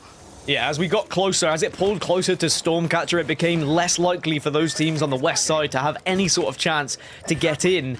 But as I said, the previous winner, it's dead central of the circle right now, as are Furia. And then you've got Dark Zero, who are kind of on the edge and still are within a chance. And of course, AP still alive on that eastern side as well. They'll certainly be giving them their best chance of trying to win this circle as MPS take out Rack Attack on their late rotation. Rack Attack down, MPS hugging this wall at the moment and trying to do what they can just to try and force their way in. They do have Valkyrie, of course, so Shubi might be able to send them up into the stars to give them a kiss on their way back down to that end zone. But Black Market is going to be useful for them in this end zone as well, because they can steal away some resources, and they're also maybe not so aware that there's a team just around the corner thinking about having a little look. But here's Furia. Bang center zone up on the high ground. Panda's, no surprise, red armor for him, dealing the damage as always. But this is a really big opportunity here for Fury to put up a massive point game. Yeah, they are above Karasuno, who won the previous game, but Fury, of course, are going to have a little bit more vision being up top here. They are going to be slightly more vulnerable at teams potentially landing on them, but of course, they would be more than happy with that to happen. They would just drill them out of the sky, so I don't think that's going to be a worry for them. And they've got Zeratriki on the horizon, so they can get up high if they need to. They can get above teams that would try and climb on them if that's going to be a situation that happens. But I wouldn't be surprised if both teams on this building just mop up now. Mop up all of these teams that are going to slowly be walking into the zone. Karasuno is still alive as well. They won off game number 1 with Catalyst as well. We might have to see how Catalyst is going to influence things once more. Dark Zero, who are gatekeeping all of the teams, trying to move in from the northwest of Stormpoint and coming out on top and doing so extremely well, now have to make their move in. A little bit of poke damage onto the team on top of this building is going to cause some problems, and I'm pretty sure that's Fury who are up there, and you don't want to really tick them off. And MPS have got one of the toughest rotations, by the way, on the southern side of the map. They've got to go all the way around this mountain that you see in front of you to try and just get into the circle, let alone try and get past some of the squads that are currently waiting for them as well. I think they have to get past 2 different teams if they are going to find their way into this next circle. But actually, the team that was ahead of them just Valkyried out, so they could walk up for free here if they're quick. But are they going to be fast enough? Maybe they're going to Valkyrie themselves. I don't know if they're going to have time to do so. I think this zone is going to cause them a problem as bots now move in, and they've lost one on their way forward toward this end zone. 91 spray coming in from Stompies is going to be good enough to keep them alive on the outside of this building, but survival is the name of the game for everyone in this end zone at the moment. Furia up on the high ground, but not able to do as much damage as I think they would have wanted to towards this endgame. Not a huge amount of KP, still 3 to the team, but they might be able to pick a few more up here on this edge of zone. MPS eliminated by the zone in the end. They just gave up on trying to get into it and couldn't get away from the damage that was arriving behind them. But Dark Zero on the bottom side, and it looks like we're seeing our previous winners now. James Fearless is out of the building, but does go down. Pandas has been able to clean him up, and that's because all the other teams tried to take this position off of them, and now Dark Zero could do so much damage from here. Oh! The shot's coming in from the height, though. Timed perfectly from numerous members of Furia means that Dark Zero lose Jim Bird, who maybe got a little bit thirsty there, trying to convert on some KP instead of just playing that long game. Furia still up on the high ground, but as we always note, Dan, at some point you have to leave this high ground. But with the zone being pretty much bang center for where Furia controlling the space, they can wait this out for quite some time. Bots get eliminated. Karasuna still alive. Still 2 of them fighting tooth and nail down in the bottom of this building. Catalyst still in play as well because Fury is still alive. And that means that we could still see a big impact from the newest legend added to the game. But Dark Zero, they're kind of chilling at the moment. They're a little bit worried, I think, about what Furia might do if they drop down. They're just trying to avoid those sight lines so there's no easy damage that could happen on top of them. They don't have an ability to get up on top of this building. Without the horizon, they are kind of just having to play down low right now, which is a little bit frustrating, but they are making it work. Yeah, I mean, they've got the fences down, so if Furia do try and push them, they're just going to be slow, they're going to be stunned, they're not going to be able to do anything whatsoever. So Furia know that they can't just jump down and do what they probably want to do, which is take the fight to Dark Zero. On the other side, it's Atlanta Premier once again in a fantastic spot with the rest of the lobby in front of them. Yeah, they can go from the other side of Dark Zero here, but again, we'll just be playing on the low ground, whereas Furia are going to have to move soon, as are Karasuna. So we're going to see who is going to be the first to break here, and also how many shields are going to break on that journey towards this next area, because here we go. Furia are running out of room. Move's going to happen.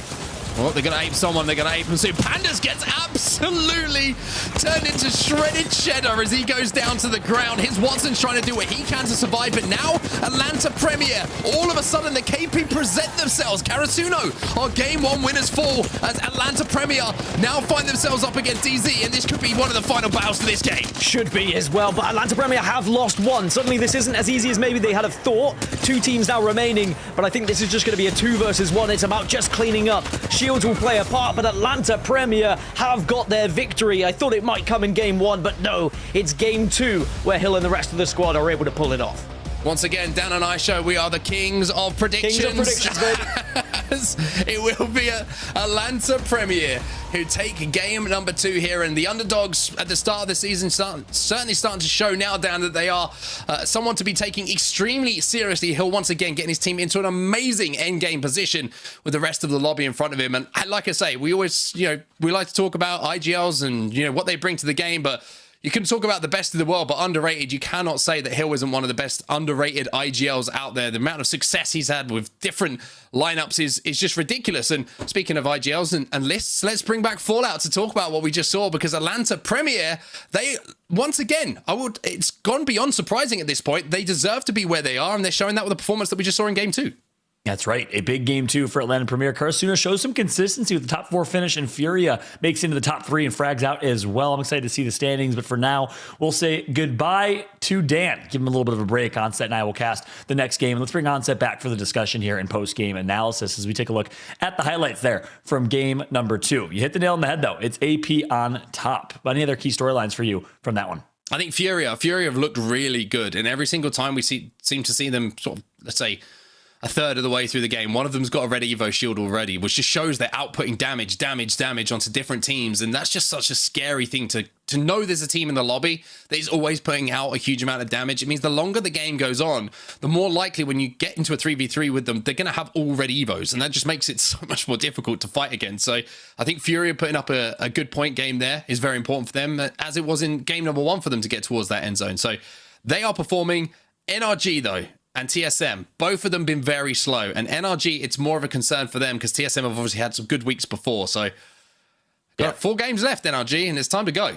They got to step up. My prediction's not looking too hot right now. If you wonder if it's not this week, it's when. You saw the Gaiman Gladiators do it in EMEA. They were in 27th place and now are in the top 10. NRG in 19th. They are a bubble team. If they don't get a top 10 finish here or a top 15 finish here, they'll be sitting in the bottom 10 of the overall 30 teams as a result. But yeah, you're spot on Furia. I like that call. And it's actually really interesting seeing the statistic page that we had on them because they were abysmal, to say the least, in most statistical categories: average placement, average points per game, etc. But the one category that they were top 5 in was damage done per game. They're still putting in the damage, hence why their ability to level up Evo Shields to get themselves the resources that they need, but their ability to capitalize on that damage and ultimately convert that damage into a late game finish has been struggling, as we take a look here at BR Demons once again beating G2 in the early game fight. Yeah, one thing I've enjoyed seeing on Storm Point and in the last couple of weeks is the contests off drop. I love the ego, Chal. You know me. I'd be going back if I was G2 for game number 3 as well, saying, okay, you won it twice. Let's see what you can do on this one. But it's so frustrating as well. I'm sure G2 are furious right now. Quite simply, they have had 2 games where they expect to be able to drop over at Barometer and things don't go their way twice. And almost for a second, we saw the old, I mentioned it, we saw the old switcheroo. It looked like G2 had got the high ground, but then something just didn't add up for them, and BR Demons not only won that fight, but you can see here Reeds with that bow checks continued to cause some problems for the lobby. But the way that DZ actually held out and gatekept TSM, Team Liquid, and I think it was NRG who were all trying to move in was absolutely exemplary. If you go back and watch that on the VOD, the way that they extend just enough to be involved in those fights to collect KP, but not give up the position and not put themselves at disadvantage was masterful. Yeah, agreed. You saw right there, TSM out in 13th, NRG in 12th. Early exits for them, which you highlighted. And the BR Demons, here's a moment. Obviously, they picked up quite a few kills, but they got taken out pretty early as well. But in the end, it was about a 5-team race in a really interesting situation. You had Furia on high ground. You thought they were in a good position to win the game. And you had a bunch of teams that were going to be basically running against the storm, backs against the wall. But it was Atlanta Premier who was able to kind of avoid that crazy fight that ended up getting the win. This is the end game that we're seeing here as well, and it was Karasuno, the winners of game number 1, who once again were involved in that final fight. They got some decent KP out of it. Furia, Zeratricky managed to get ahead of everyone for just a few seconds, but with the damage being done and the position that Atlanta Premier had with all the other teams in front of them, knowing they had to leave that building, it was just a matter of patience for them, and the patience paid off, and that's what it means. 17 points overall, 5 kills in that end game, 12 points for placements. Atlanta Premier once again showing they are the real deal.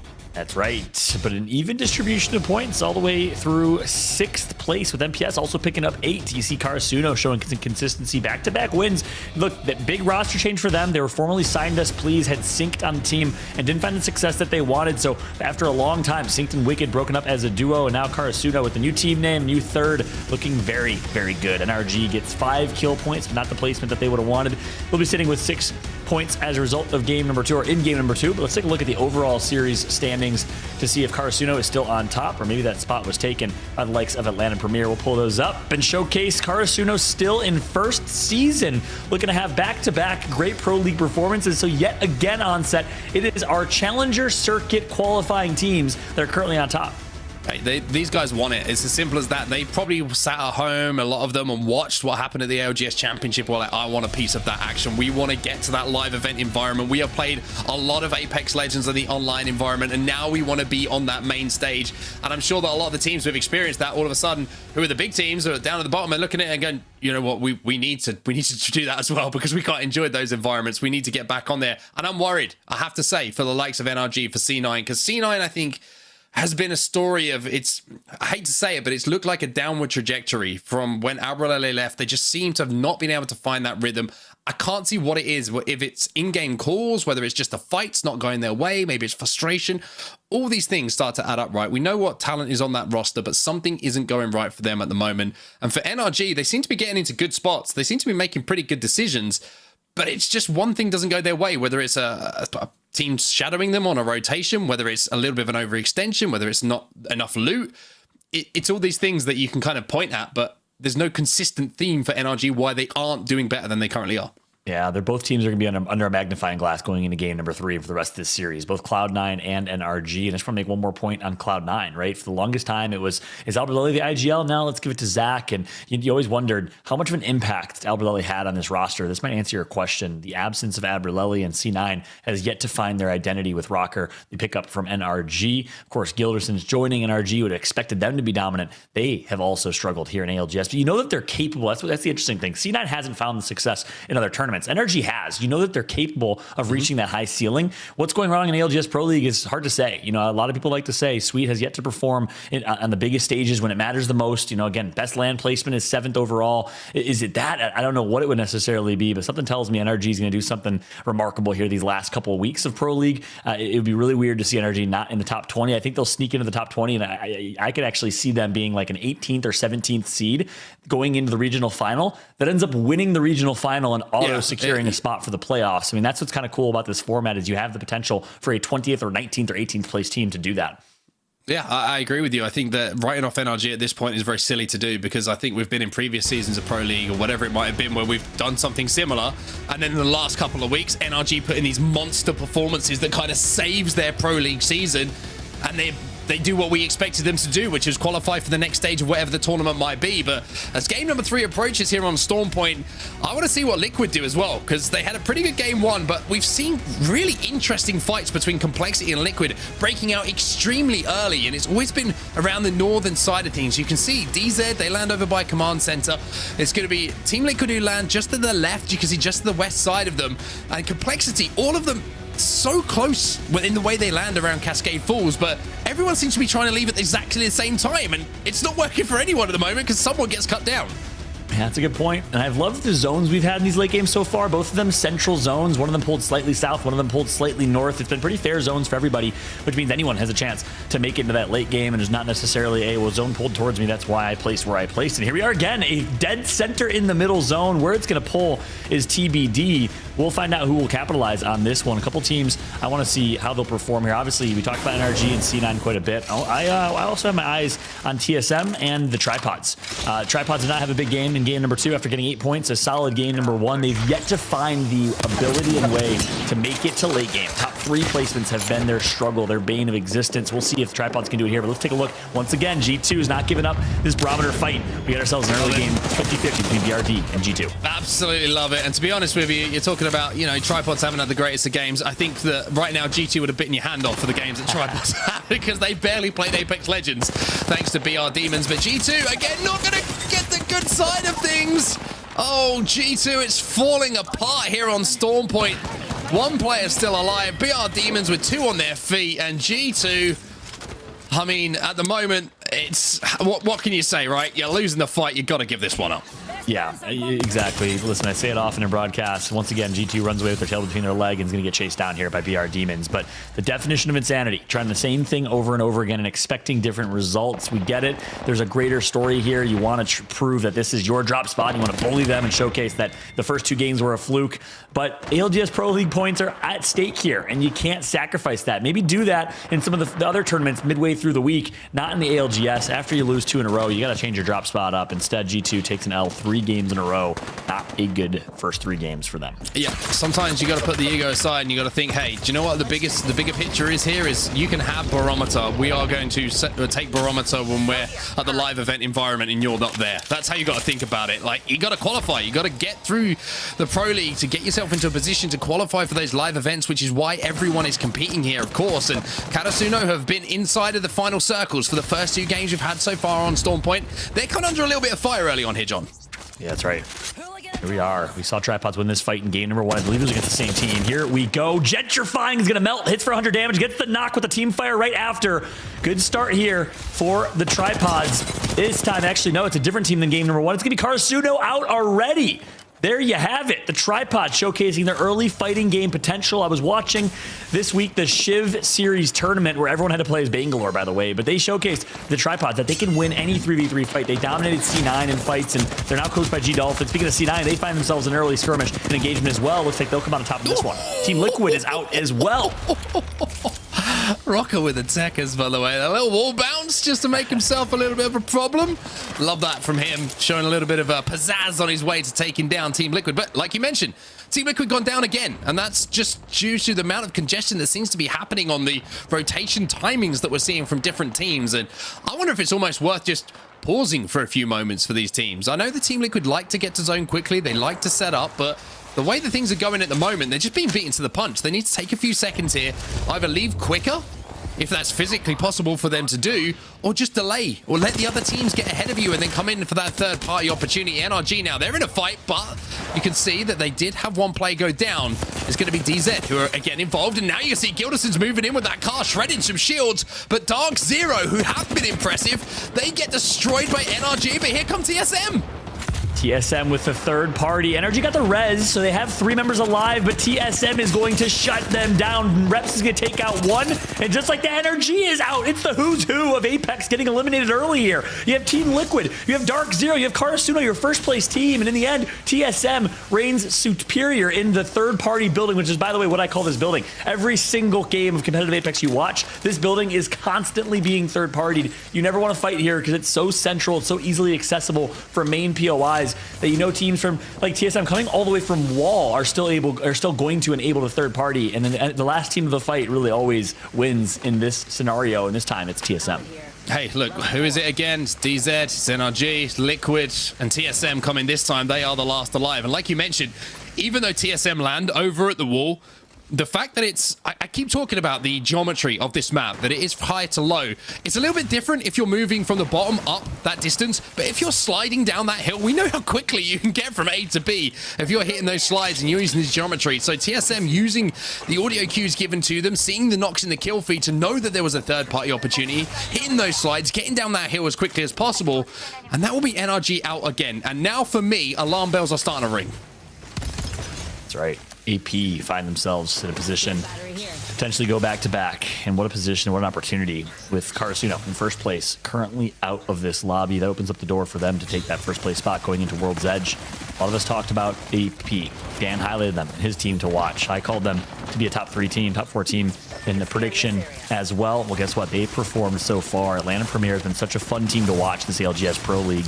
Enemy, the Mexican-American 17-year-old, gets picked up by this squad controller player alongside Hill and Crook. You talked about Hill as one of those underrated IGLs we have in Apex. I got to completely agree with you. I mean, he was on the Torrent roster, was no longer playing with Torrent, was kind of just looking to grind his way back to top, and certainly did that alongside Crook, picking up Enemy as the missing piece as their third.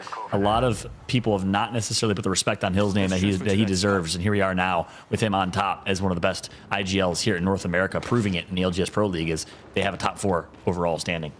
I think the thing that's most impressive about Hill as well is he does it with different players, different compositions. It's not usually a duo or, you know, another team. It always seems like it's something fresh. And I think when you're doing that and you're showing your leadership ability to take different players to this kind of level, then you need to, like you say, show some respect to that man indeed. But Tripods now, they're right on edge of zone, as zone 1 will be closing. We've already lost 5 squads, and if you were to list those 5 squads, you'd be surprised to see them, you know, not only be eliminated first, but probably if you had a trophy cabinet, they'd have the most silverware in them, those 5 teams that have been eliminated. But Tripods at the moment playing hard edge, and I'm interested to see the change up as well in the composition. I like the fact that Nick Merckx is on Seer. It just makes, I feel like if you put Nick on Seer, then he's going to have a little bit more freedom to take fights, to get information and put himself in good spots. Yeah, and I'll tell you exactly what that is. Nick no longer playing Watson is as a result of what I mentioned earlier, the fact that they did such a good job fighting teams and playing edge in the Shiv series and a couple other tournaments. I guarantee that was a conversation with their interim coach and G Dolphin saying, you guys can fight. You need to embrace being an edge fighting team. Find your identity as a squad. And for the Tripods, well, you have Deeds, who's one of the most underrated controller players in the game. He's been absolutely cracked. Let him fly and play into your play style, which is aggressive edge fighting. That's worked out really, really well for Tripods the last week or so. And they're going to stick to Seer in full commit as opposed to Watson, the flavor of the month. You like the change up, and you like the fact that Tripods slowly but surely start to find their identity, but they got to get a top 5 finish here today in Pro League to cement themselves as a top team. Oh, here we go, Esports Arena. What have you got for us? A little 30 spray with the 301 is going to be enough maybe to alert that team to your presence, but where you're seeing the zone pull and where you're seeing them positioned at the moment means that they have nothing but fighting ahead of them. You can see 1 minute and 30 until we see that zone close, and that's why Esports Arena are kind of forced to move forwards here. They, of course, have the Valkyrie if they wanted to redeploy, but the closer you get to this zone, John, the more worried you are about hitting that Valkyrie redeploy, hitting that Skyward dive, because the more teams that are looking at you, and we know the nerfs that came a few seasons ago to the skyward dive itself, it's so easy to be shredded down, not just by one team, but 2-3 teams that are fighting and firing bullets in your direction. It's very difficult to actually get that off to get a good position afterwards. That's right. ESA surprised everybody with their debut of Luda as their third in the last Pro League day. A top 3 finish for them. Third place, and just by a few points behind Season, I believe, in second. Really, really solid showing with Luda. You know, we talked a lot about tripods. Luda, the former third of that team, was the kind of the IGL, the sole IGL of that team.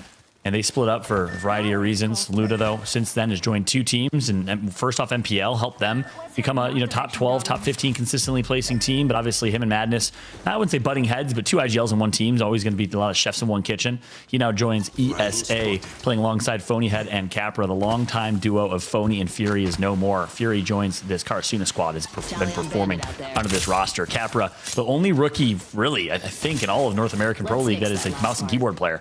And he's certainly showing why mouse and keyboard cannot be slept on. He's a grinder, and he's been performing. Ranked player turned ALGS Pro player. We'll see if ESA can continue to stay on top as a top team in ALGS. They found a building. The only problem is this building will not be safe for now. There's a team on the other side of Jurassic Park just trying to hold them out. And that's going to make their next move even more difficult. Is it going to be a decision to Valkyrie ult? Because you can see they've only got to funnel through 2 of these openings in front of them in that fence. And also, they've got a few beams coming through the wall as well, and those ones are particularly piping hot from that charge rifle. And John, like I mentioned earlier, I feel like I have to admit it every single time. By the way, it's like a dirty secret. It's like I've started using the charge rifle a lot in ranked, and it's still that gun.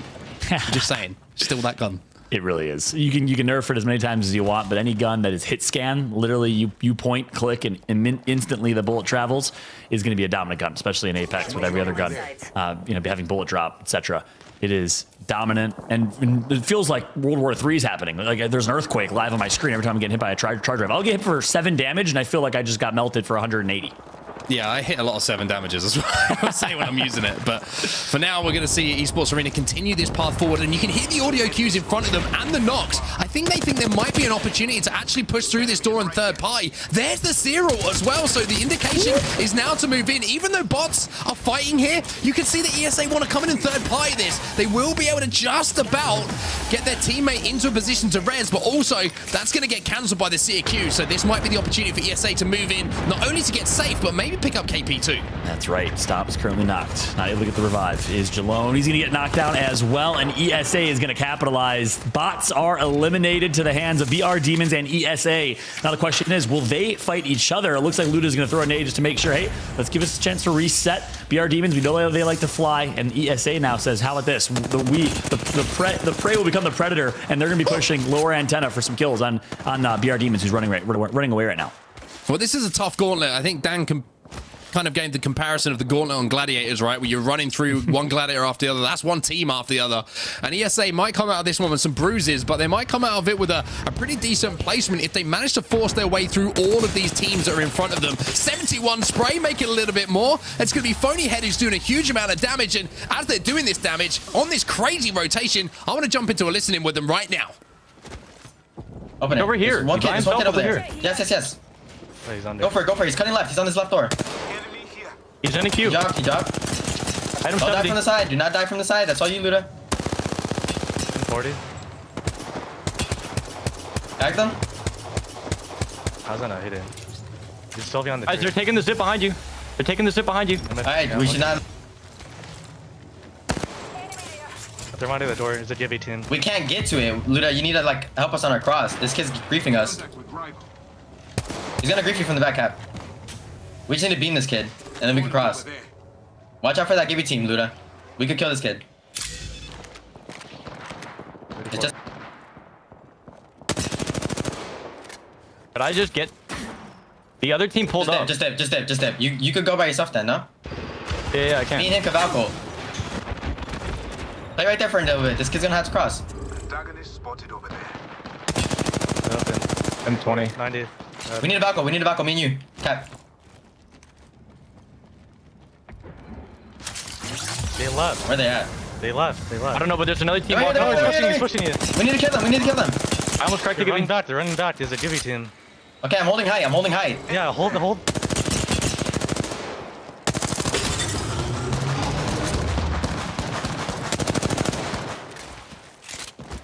Well, as he jump back in, John, Esports Arena, the gauntlet is being run by them at the moment. They're doing so much damage, but not getting the KP maybe that they hoped for from this push. Yeah, that's right. They've done the damage. They're leveling up their Evo shields, but notice the impact that Luda has. And I actually love that listening because it answers the question I asked. Who's going to be the kind of sole IGL of this team? It clearly is still Phonyhead, which allows Luda to do exactly that, to be a little more free-flowing, make plays, get intel for his team, and kind of co-IGL maybe when it makes sense. But Luda is playing out of his mind right now, showcasing the impact that he had to help the tripods get here. But now let's switch on over to TSM as they find themselves in a fight.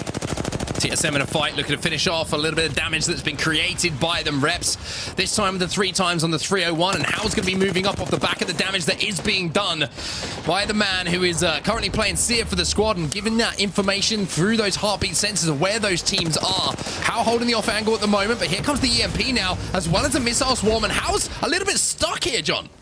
Yeah, that's right. Atlanta Premier right nearby. We got TSM and AP within a vicinity, and 11 other squads in this lobby still. Look at the zone. It is far pulling for TSM and Atlanta Premier, and TSM wants to bite the bullet. Here comes the push on Atlanta Premier with high ground. AP is going to be tagged up for Holst. Doesn't have that full information of where that individual is like we do, but he's going to come through and absolutely melt close right. TSM is absolutely putting every single members of Atlanta Premier in a chicken coop right now and connecting for 1 knock, make it 2. Atlanta Premier will be getting taken out to the hands of TSM. They will go down eventually here as they try and force their way through. Verholst will get the final damage done, you would imagine, to get the final kill. Atlanta Premier out, as you say. But you can also see the impact that Watson Gen had, just making that fight last a little bit longer than they wanted to. How trying to move up now as another team introduces themselves to the pie, but there's the controller man on his car. He's doing big damage, but can't get the finishes, and Verholst has gone down.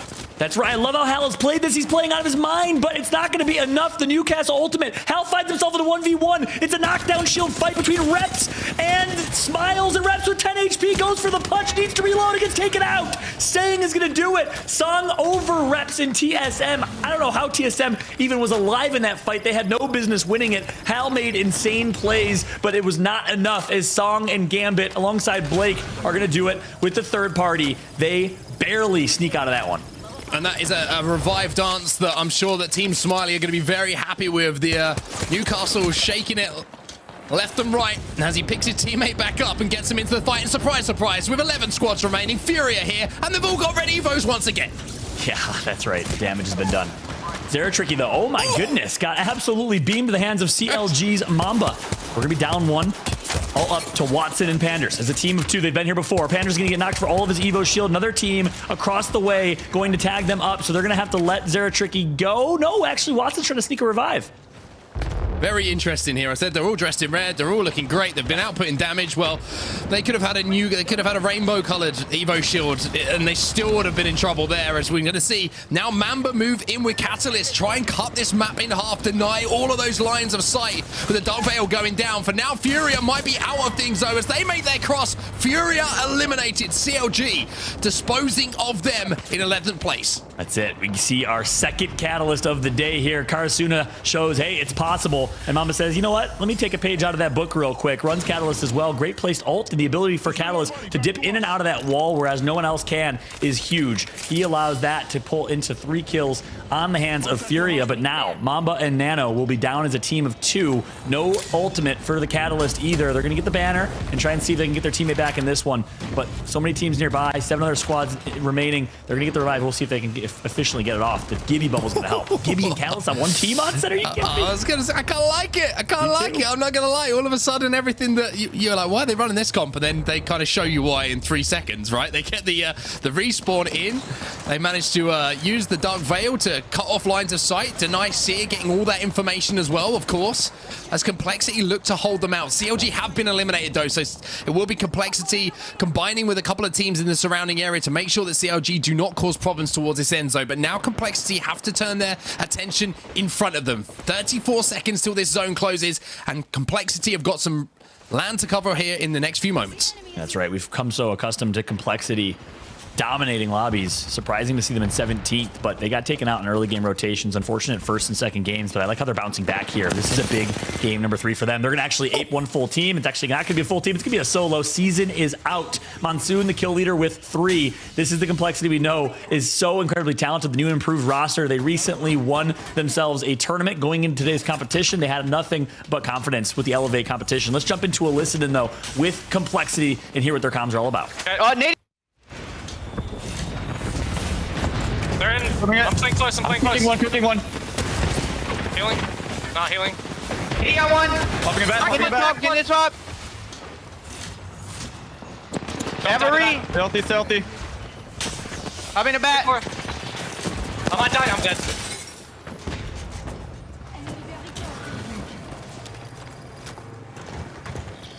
You gotta look back at him. Yep. They're pushing you down.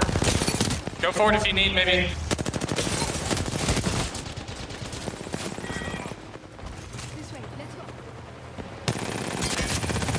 Beacon of the Elevate tournament. It's Elevate that takes them out. Complexity eliminated. Cloud9 still alive in the kill feed, taking out Team Smiley as well on set.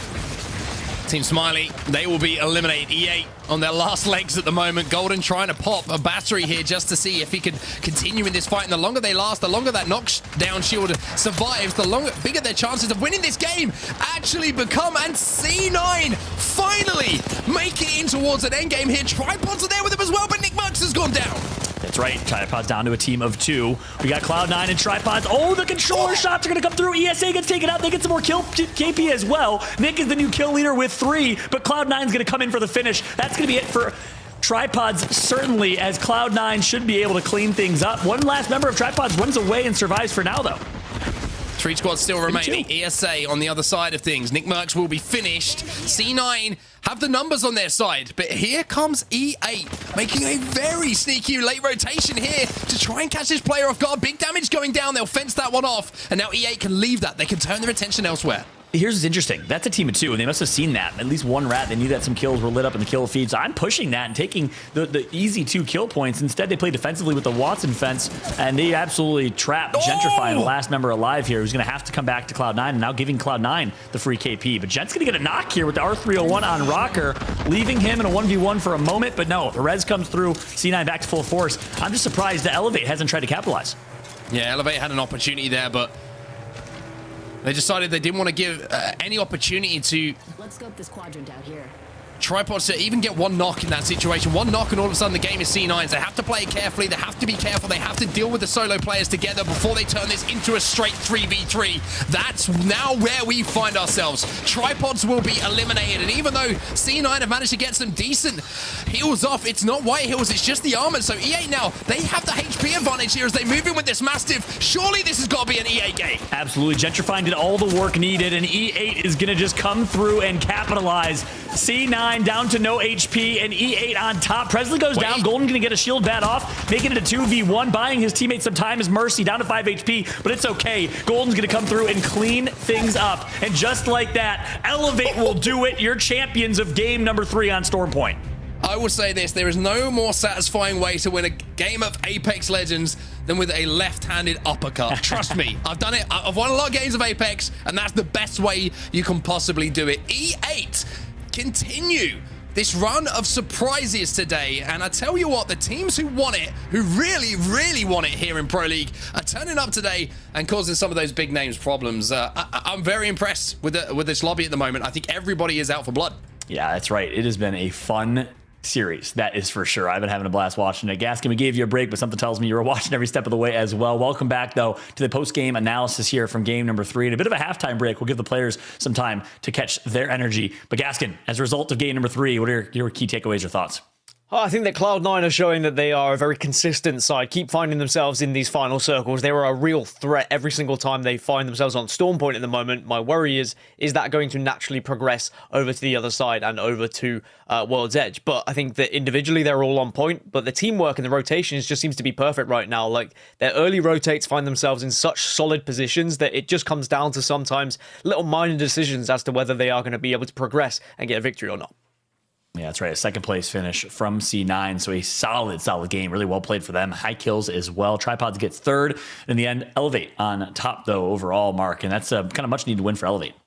Yeah, looking very good in those final moments as well. I did have fear for them just a little bit because there was a few opportunities where you're like, oh, this is a game that was like, oh, hold up, like one player's gone down here. Oh, you almost went down as well. And all of a sudden it seems to be like a game that you're throwing away instead of just raising your hands at the end of it. But they managed to close it out well. And I will say I like the decision not to push that 2 around the corner, even though you're probably going to win that. There's also the likelihood that one player goes down, right? Even if it's in a tight quarter, you're going up against a player like Gentrified, for example. He's usually going to do a huge amount of damage, and that just gives the game to C9, and that's where that patience comes in the end zone. And speaking of patience, I think G2 have had enough of this map right now. They've had enough of BR Demons. They want to get onto World's Edge and hopefully play some Apex, because they've been eliminated 3 games in a row with barely firing a bullet. Yeah, they're just watching and spectating. They're doing everything. It's the same thing every single one of y'all in the chat are doing. They've been viewing this lobby. We'll see if G2 can bring things back as they drop Thermal Station, I believe, uncontested here in World's Edge. Switching on over, though, this was that third-party battle that TSM ended up on top in, where we saw NRG and Dark Zero eliminated in a matter of minutes, Gaskin. Yeah, I think that throughout the entire game, there were some teams who just really weren't able to get into the positions that they wanted to. They were forced back by others who just got there that little bit earlier. I heard Onset talking about it. Some teams, it would be good if they could rotate a little bit sooner, but sometimes sooner is not even possible. You rotate as fast as you can once you've got some equipment that you can work with, because of course you're not going to rotate with absolutely nothing. But some very interesting fights, extremely interesting rotations that happened throughout that game as well. And I'm kind of sad that we see the end of Storm Point for North America here, because there's been such a switch up. The fact we saw a second Catalyst come into the equation for match number 3 as well. I was wondering what would happen if we had a match number 4 on Storm Point, but alas, that isn't going to happen. It means we get to go back to the tried and tested World's Edge, which also is going to be particularly exciting. Yeah, that's true. I mean, so much open space in World's Edge. I don't think we'll see Catalyst, but again, I wouldn't have expected Catalyst here on Storm Point, so we shall see. This is that moment in TSM, that fight that came down to a 1v. Song was down to 20 HP, was able to clutch it out. Look at the damage against Reps. Reps had to reload, and Song capitalized. That was a massive moment. Here's the moment where CLG with the Catalyst wall was able to take out Furia as well, and then the Tripods. Top 3 finish for them. We criticized them and said their biggest weakness right now is their ability to make it into the top 3. Well, they finally do so with a 3rd place finish and a fairly high kill game as well on set. Yeah, I mean, this endgame was pretty crazy as well, because everyone was trying to force their way in, and once again, it was an end zone here on Storm Point where there hasn't been a lot of playable areas as far as, you know, your classic traditional buildings is kind of concerned. But it was that moment there, I thought, you know what, Gent might have just thrown this the way of EA just by getting that 1 kill that upset Cloud9. It created the opening for them to move in, but that is just that is a thing of beauty. I'm just going to say the left cross to win the game. Frame that, print it off for me. I want someone to commission an oil painting of it. I want it on my wall. That's right. It's a 8-kill game, though, for both the Tripods and Cloud9. C9 ends up with 17. That is huge for both of those squads. Esports Arena shows continued consistency overall. Another 7-point game will keep them in the top 5 or top 10. Team Smiley and Complexity right behind them. Complexity with 6 kills is the 9 total points on the day. As we switch on over to page number 2 here, well, you're going to see the likes of TSM, Furia, Atlanta Premier, NRG, Dark Zero, Team Liquid, and G2. Again, all of the big names, big brands in Apex, not necessarily closing out Storm Point the way they wanted, Gaskin. Yeah, poor G2. It was they played about as much Apex Legends as I did, actually, throughout these first 3 games, and that was none. They got absolutely demolished in that drop, and I think that they really should have change things up after game 2, but you can understand why they keep going. It is a longer game that you are playing sometimes, and it becomes a bit of an ego challenge at the end of the day, where G2 think they can still win this fight against BR Demons. They were unable to do so. Now they need to turn up in World's Edge in a completely different manner. It is still not out of the realms of possibility that G2 could make up for it in World's Edge, so I don't think we should count them out just yet, but that is a tough day at the office. Yeah, that's right. As a result, well, you'll see G2 in our series results. In dead last with 0 points. They haven't had a chance to play much Apex, like you said. CLG right behind them. Complexity in 18th overall is actually shocking. But Cloud9 on top. They'll take the 1st place finish with a huge game right there. Right behind them, well, 3 teams coming from the Challenger circuit originally. Karasuno, Season, and Tripods round up 2nd through 4th with Atlanta Premier and Furia tied with 22 points behind them. The BR Demons and Esports Arena and E8, again, continually, the left side of your screen are all Challenger Circuit teams. You'll love to see it. Teams that competed in the Challenger Circuit last year and are now in the Pro League as a fruit of their labor. On the right side are the teams you'd expect to be on the left side. NRG, Team Liquid, TSM, Complexity, CLG, G2, and the likes. An interesting day of Apex Legends to start. Obviously, we're only halfway done. A lot of Apex to be played on set. I love the fact that C9 listens to what I said and heard I say they're on a downward trajectory, and then all of a sudden win the next game and put themselves at the top of the leaderboard. You're welcome, boys. That's all I'll say. I gave you that fire that you needed. Right. And you can see that Zach Mazer and Rocker, they're stepping up as well. 5 kills apiece for them. But it's Claim from Season at the top. Phonyhead just in behind, and then their BR Demons. No surprise to see them up there because G2 have been donating them a few KP at the start of every single game. Reeds is going to be there with 8 kills. Very interesting, the leaderboard's there for kill leaders as well. Yeah, I mean, in the same way that the points are really evenly distributed, so are the kills. I mean, at this point, typically you see 1 or 2 people kind of stemming far from the race of the rest, but 8 all the way down to like 5, 6 in our top 10 overall means it's also anyone's kill leader game. Well, this is an interesting showing here in North America where we're used to seeing such top-heavy teams, but kind of a flip scenario. What we always have seen traditionally in EU or EMEA is a bunch of teams that could still win it. Anyone's game going into Game 4 in World's Edge. And I want to shift the focus here a little bit to World's Edge as we start to highlight some of the teams that need to perform, some of the teams that performed so far in games 1 through 3. Let's focus on some of our teams our team focus areas. And starting is Furia. Needs to have a big last few games though. Onset, walk me through Furia so far. Yeah, Fury have looked good today. I will say that. They haven't looked at their best, but they've looked good enough. And I think every time that we're seeing them, they're in a position where they've been out, putting a huge amount of damage to put them all on Red Evos, or at least one of them on a Red Evo, which makes that team fighting capability even stronger. I think on World's Edge, depending on where the zones go, it's a big thing for Furia. I feel like if the zones are those which they can play around the edge of, and it's not like a fragment zone, for example, where everyone's going to have somewhere to play almost immediately, then they could continue the way they're playing. But if we see those zones where it becomes like a stack up kind of lobby, then I think Fury have got some more new questions to answer about how they want to approach these games. Yeah, that's right. Furia currently outside of the top 10 in overall standings. They need a big performance here today. We'll see if they can do so on World's Edge, their home, where they used to dominate with Fuse and the likes. But we'll see what team comp they'll run, what type of playstyle they'll run. Probably the same Valkyrie, Seer, and Horizon comp has been working well for them. On the flip side, we got a different story. We got a team that's basically been starting every game with a 3-kill and 3-point handicap. It's the BR Demons. Gaskin, walk me through the BR Demons.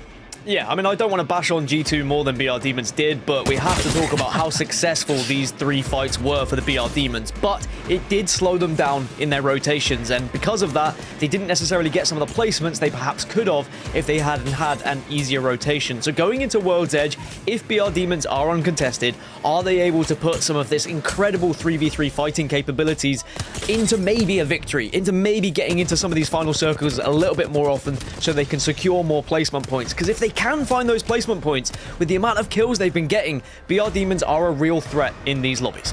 That's right. Speaking of BR Demons and what we mentioned, majority of top teams right now came from the Challenger Circuit. We have the Split 1 Challenger Circuit live as a reminder for everyone watching right now. Open registration to anybody, and I don't think there's a cap in registration either, so you'd love to see the opportunity for the path to pro, from amateur to pro. Some teams that are just competing and performing right now were in the same exact shoes as you last year. So if you have 2 friends, if you're a ranked grinder, if you play Apex, or you just want to have some fun, make sure to sign up for the Challenger Circuit Open tournaments. Number 2 is on December 3rd to 5th, with registration closing soon before. If you win a Challenger Circuit tournament, you automatically qualify for the relegation qualifier to see who will make it into Pro League in Split 2. You could be one of these Pro League teams by competing in Challenger Circuit and consistently placing and then winning in the relegations qualifier as well. But hey, a lot to discuss, a lot to decipher. We need to take a little bit of a moment and rest our hearts because it's been a crazy games 1 through 3. High octane, fun to watch. We hope you're enjoying the action at home as much as we are. I'm Fallout alongside Onset and Gaskin. We're going to take a very quick break. When we come back, we'll have game number 4, our first game on World's Edge after this.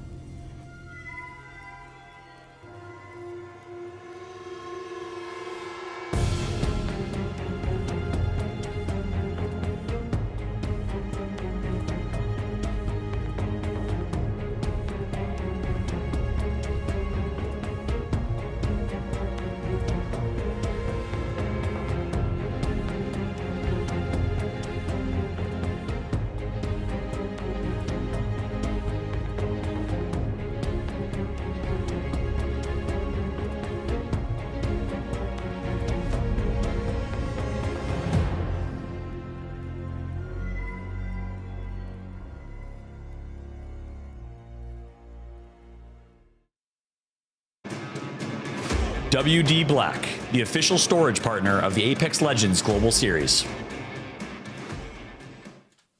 Welcome back, everybody, to ALGS Pro League day number 4 here in North America for year 3 of the Apex Legends Global Series. I'm Fallout, and what a day it has been. Wow. We have had teams that you didn't necessarily expect to be performing top 5. And again, just an amazing story to showcase the potential of the ALGS, which is anyone at any time can perform and qualify their way to the Pro League. And the teams that did from last year from Challenger Circuit are the teams performing so far. But the question is, can they finish what they started? Let's bring back Onset and Gaskin and talk about that and more as we get ready for game number 4. Onset, I'm going to ask your predictions again. You're going to hate me. I'll word it differently. I won't say predictions, but do you think we're going to see a similar top 5 in the end? Is what I'm asking. To word it differently, John. It's not going to happen.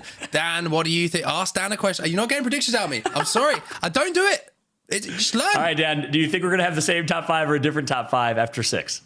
I think we'll see a few teams drop out of it. So I think we'll see 2 or 3 of them maybe stay, but I think we will see some changes. Certainly when we saw these 2 groups compete against each other in week 1, there was a vast difference from Stormpoint over to World's Edge, and I'm expecting to see the same here. Compositions were kind of all over the place there on Stormpoint. We saw a lot of Legends trying to be forced into these compositions. Some worked, some didn't, but I think when we get to World's Edge, it's going to be a bit more of a familiar tune we'll be singing. That's a great point. We have seen that happen week in and week out in Pro League. Stormpoint and World's Edge, different teams performing. And well, for Stormpoint, it was Karasuno, Atlanta Premier, and Elevate your winners, but notable impressions and performances as well from Cloud9, Tripods, and Season. All 3 teams in 2nd to 3rd place in a couple of those games are performing incredibly well. But we'll switch on over to World's Edge and shift gears a little bit, start to preview the World's Edge gameplay. Onset. Obviously, Dan just hit the nail on the head. I agree with him. I think we're going to see maybe 2 teams sneak in. World's Edge just plays a little bit differently. As I throw it over to you and get ready for World's Edge, we'd love to hear your thoughts, gentlemen, on some of the differences between Stormpoint and World's Edge. What are you going to expect in terms of comps and any other differences all up? Let's get ready to throw it in to game number 4 live right here, right now on World's Edge. Thank you very much, John. And speaking of World's Edge, of course, we're going to see a little bit of a difference in gameplay. We're not going to see so many fights being taken. We're going to see more teams stacked up inside of that end zone, you would imagine, just simply because of the fact that with these end zone, Dan, you have so many more playable areas. Also, you have those secondary playable areas that teams just know like the back of their hand with the amount of game time that they have, of course, here on World's Edge. But with 4 games to go, I've got to be honest, I'm looking at NRG.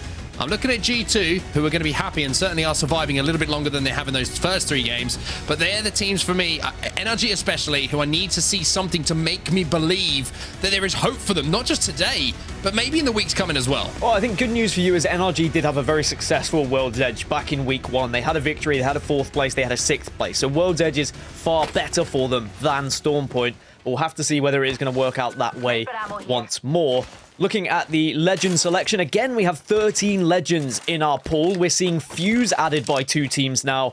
Also, still a Catalyst, still a Bloodhound, still a Bangalore, and still an Ash, as well as Gibraltar, Loba, and Newcastle appearing a little bit more. And also, an extra Crypto on board. Aside from, you know, our usuals of Valkyrie, Horizon, Seer, and Watson, that's what we're going to be looking at outside of the kind of traditional composition. So there are a few legends there that could change things up here in the late game. We'll have to see whether Fuse, maybe with the bombardments that can come through from all those grenades, whether that will help.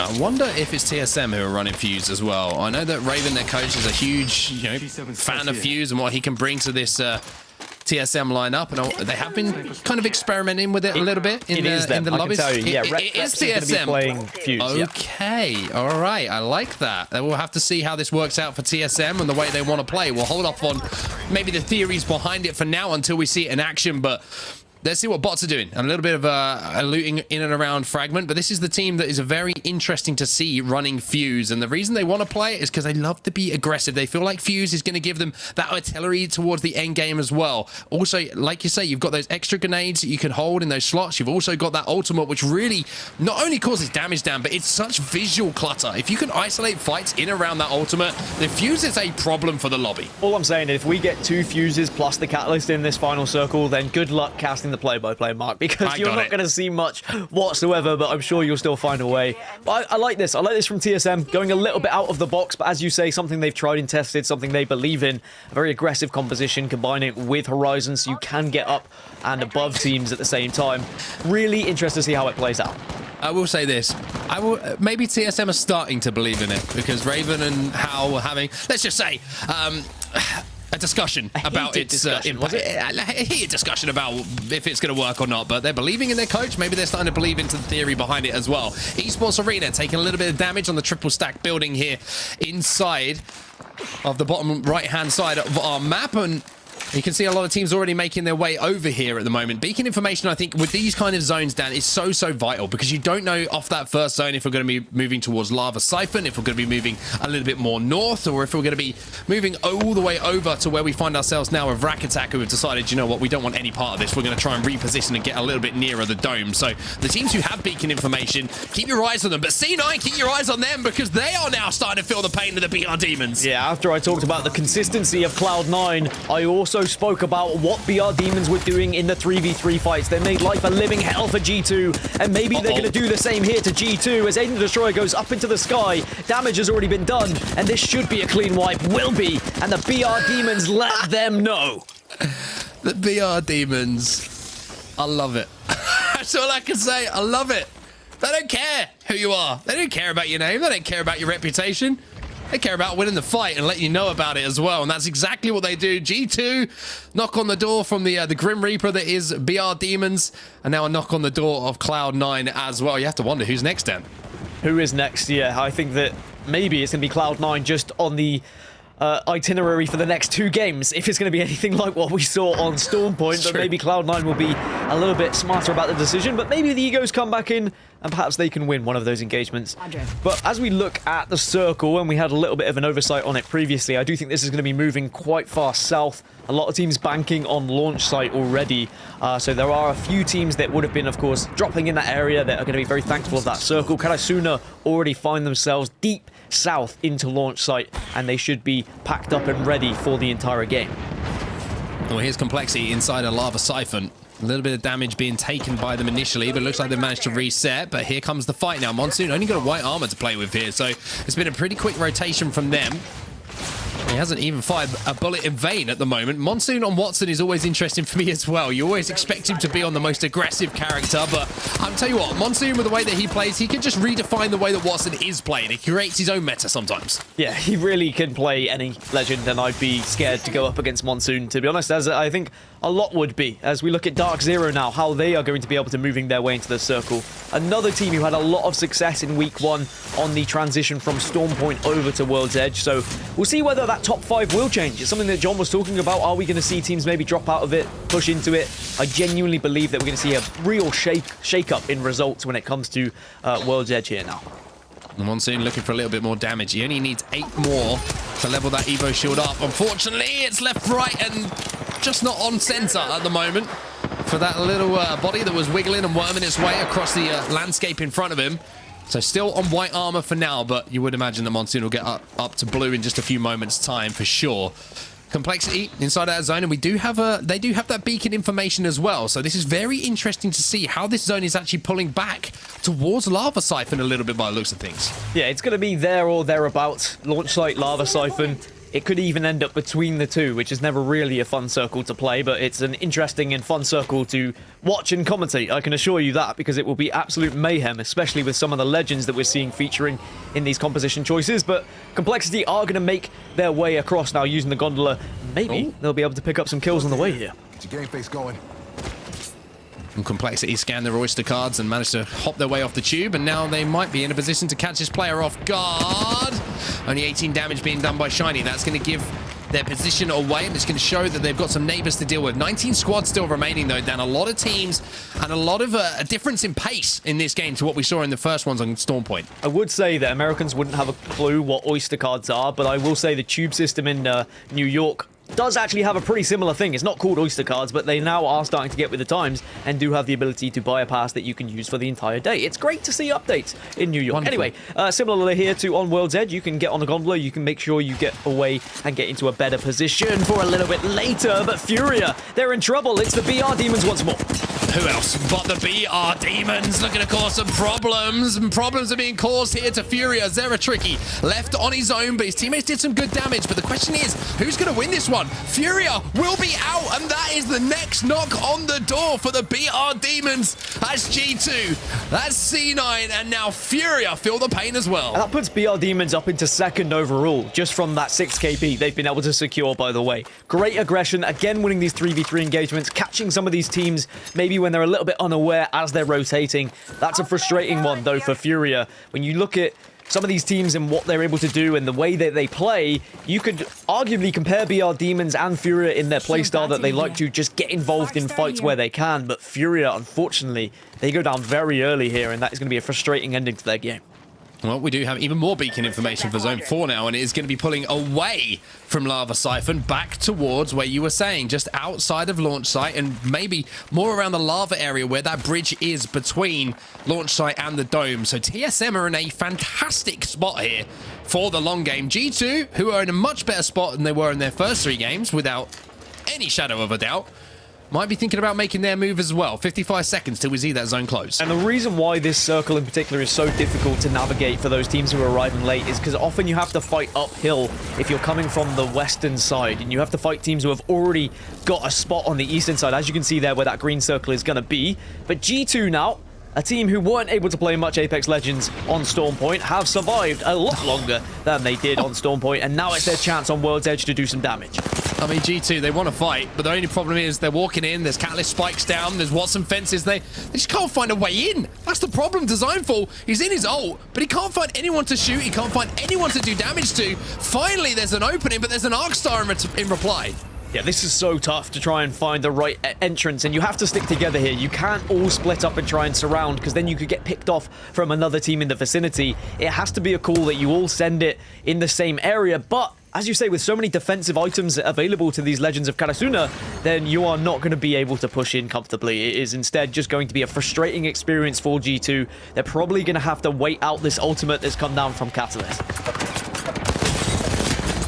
Back over to the point of view of Esports Arena, and they managed to get a few KP here. At least one is going to be Kenny, who goes down as they keep controlling this building, which looks like maybe the corner of it will be in that next zone. If not, they certainly can control the outside of it. But Season, who have had a great day so far, find themselves down to 1. So with the teams we're seeing eliminated here, Dan, the leaderboard is going to look a little bit different as we're down to 18 squads. Of course, we did see one of them only as solo as well. 52 players alive in the lobby, but Esports Arena, they've got the best building to hold at the moment, right? Inside in that next zone. Won't be safe for this one after that, but with KP always available with teams leaving here, there might be an opportunity for them to put some more points on the board. You'll have to see whether ESA can find some better success here on World's Edge than they did in week 1 between these two groups. They actually preferred Storm Point in week 1, and they've already had some good games, but nothing that's necessarily stood out as an incredible one, and we know what they are capable of when it comes to some of these games. So we'll have to see now whether, as we go further into the kind of launch site lava area, whether they can get into a top position to try and win this one, as BR Demons, who have really terrorized the lobby so far, have had a moment of respite. They are just going to be waiting, maybe assessing who they can terrorize next.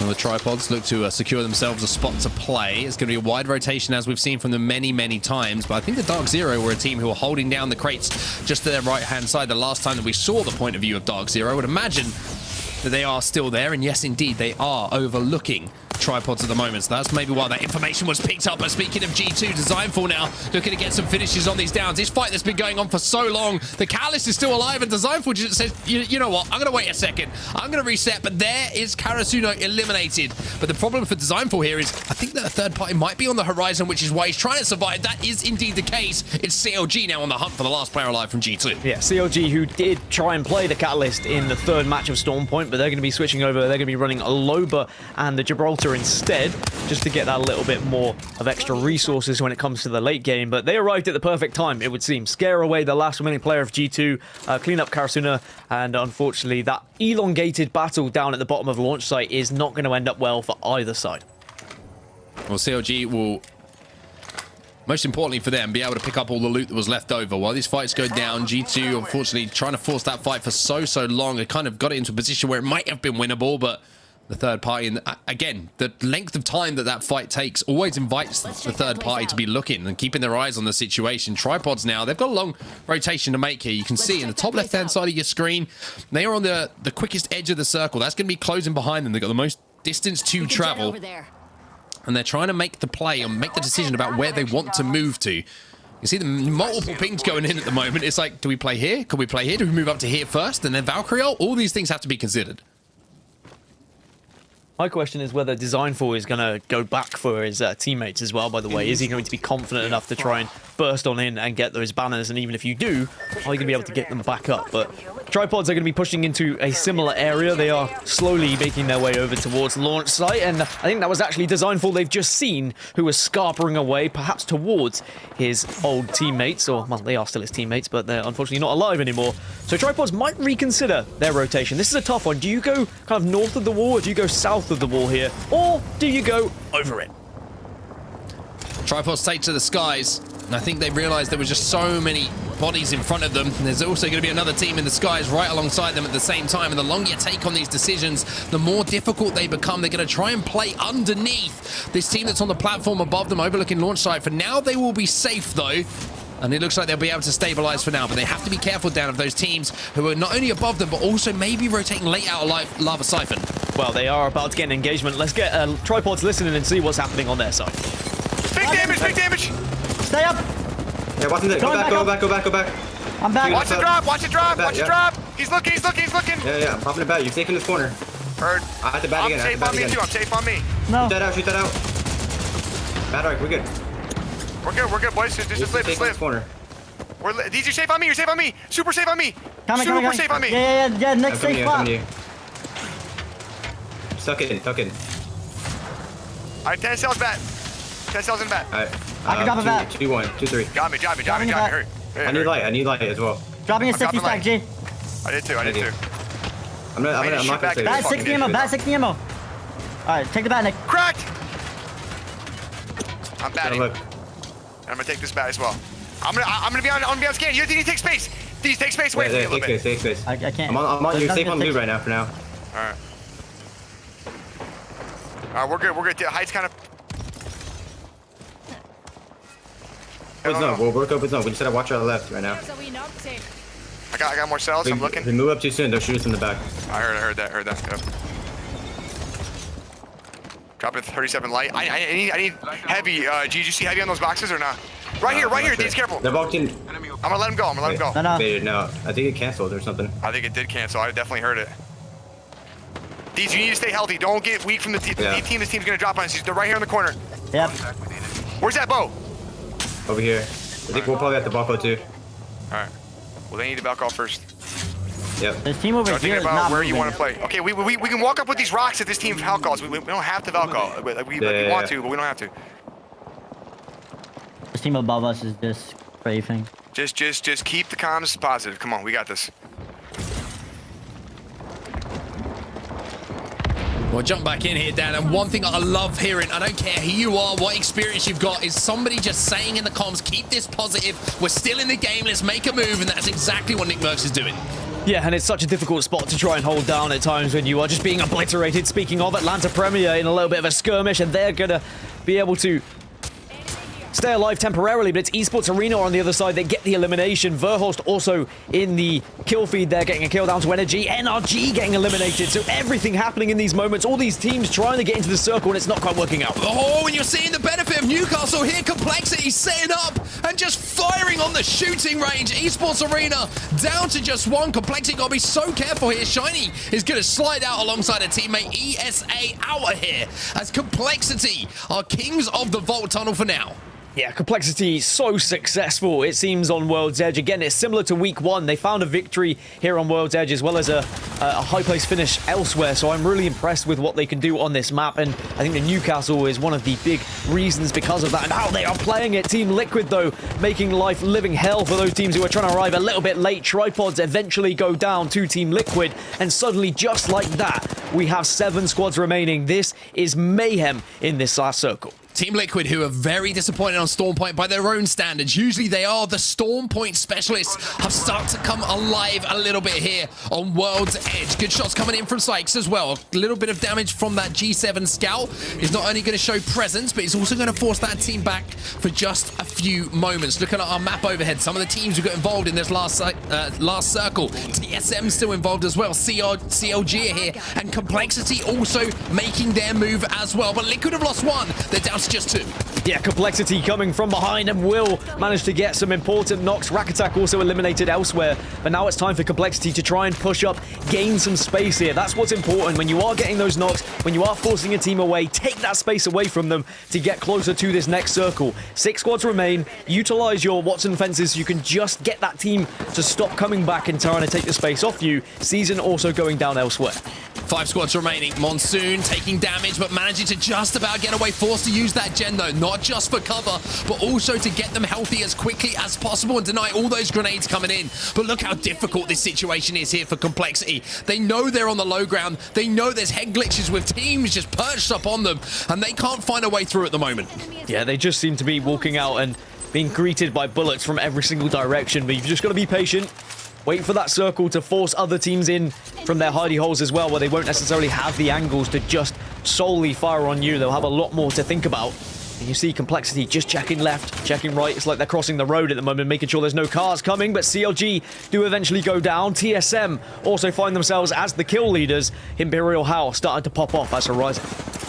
Complexity all dressed in red. Full Evo shields for them. They're making a play on this team on the right. I want to just give a second as well to shout out something that Monsoon did there just immediately after having stayed alive. His first thought, pop that OXL, give us another gen so that we can take a position and not worry about grenades. Now you're going to see Monsoon trying to push up on Watson, do damage. Team Liquid, they are eliminated as well. So we're down to our final 3, and this might be a TSM looking game. It could be. Complexity and TSM are both surrounding the team between them. You can see it's just going to be damage after damage. This is where the fuse comes into the equation. We spoke about it right at the start of the game. What does Reps have as fuse in these final circles? The ultimate will also be there for them as well. And TSM, they do so much damage, but still no wipe just yet.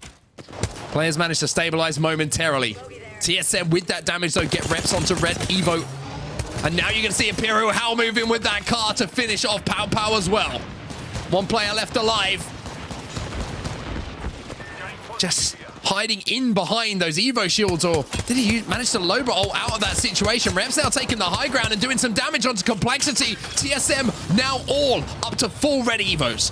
Yeah, MPS and the last remaining player of Shubi maybe can be a little bit of a pain in the backside, but no, TSM want to take this advantage now. They get the wipe. It's a straight 3v3 with Complexity. It's a shootout here between Complexity and TSM, but Luxford, he's got the RE45 and he's shredding away at some shields. Monsoon up on the high ground just spraying and praying, but the exchange of fire means that Shiny will be the first person to go down. TSM, usually in these situations, come out on top. Verhol's trying to get the finish. Reps will get a shield cell off, but here comes Luxford. This isn't done yet. How now in a position where Reps will move in? And in our crazy, crazy game here on World's Edge, win is spelled TSM. And I love that I talk about fuse right at the start of the game. I say, hey, we've got a couple of fuses. And you say, well, you know, TSM, they have been considering it. And suddenly we get to see it in all of its glory. We get to see why people are going to be running fuse and why it can make a difference in these final circles. Just as Catalyst did on Storm Point, fuse a massive help there for TSM in the final zone. That's right. Raven, the North Dakotan coach analyst of TSM, gets his way, and they run Fuse, a seerless team composition, to absolute success. TSM fried in that lobby onset. I mean, not only did they take home the first place finish, a pure 3v3 against Complexity for the end there. They win that as well, and they get a high kill game. I'm stoked to see the standings because I think that was at least a 12 to 15 kill game for TSM. Hal, as the kill leader, played out of his mind.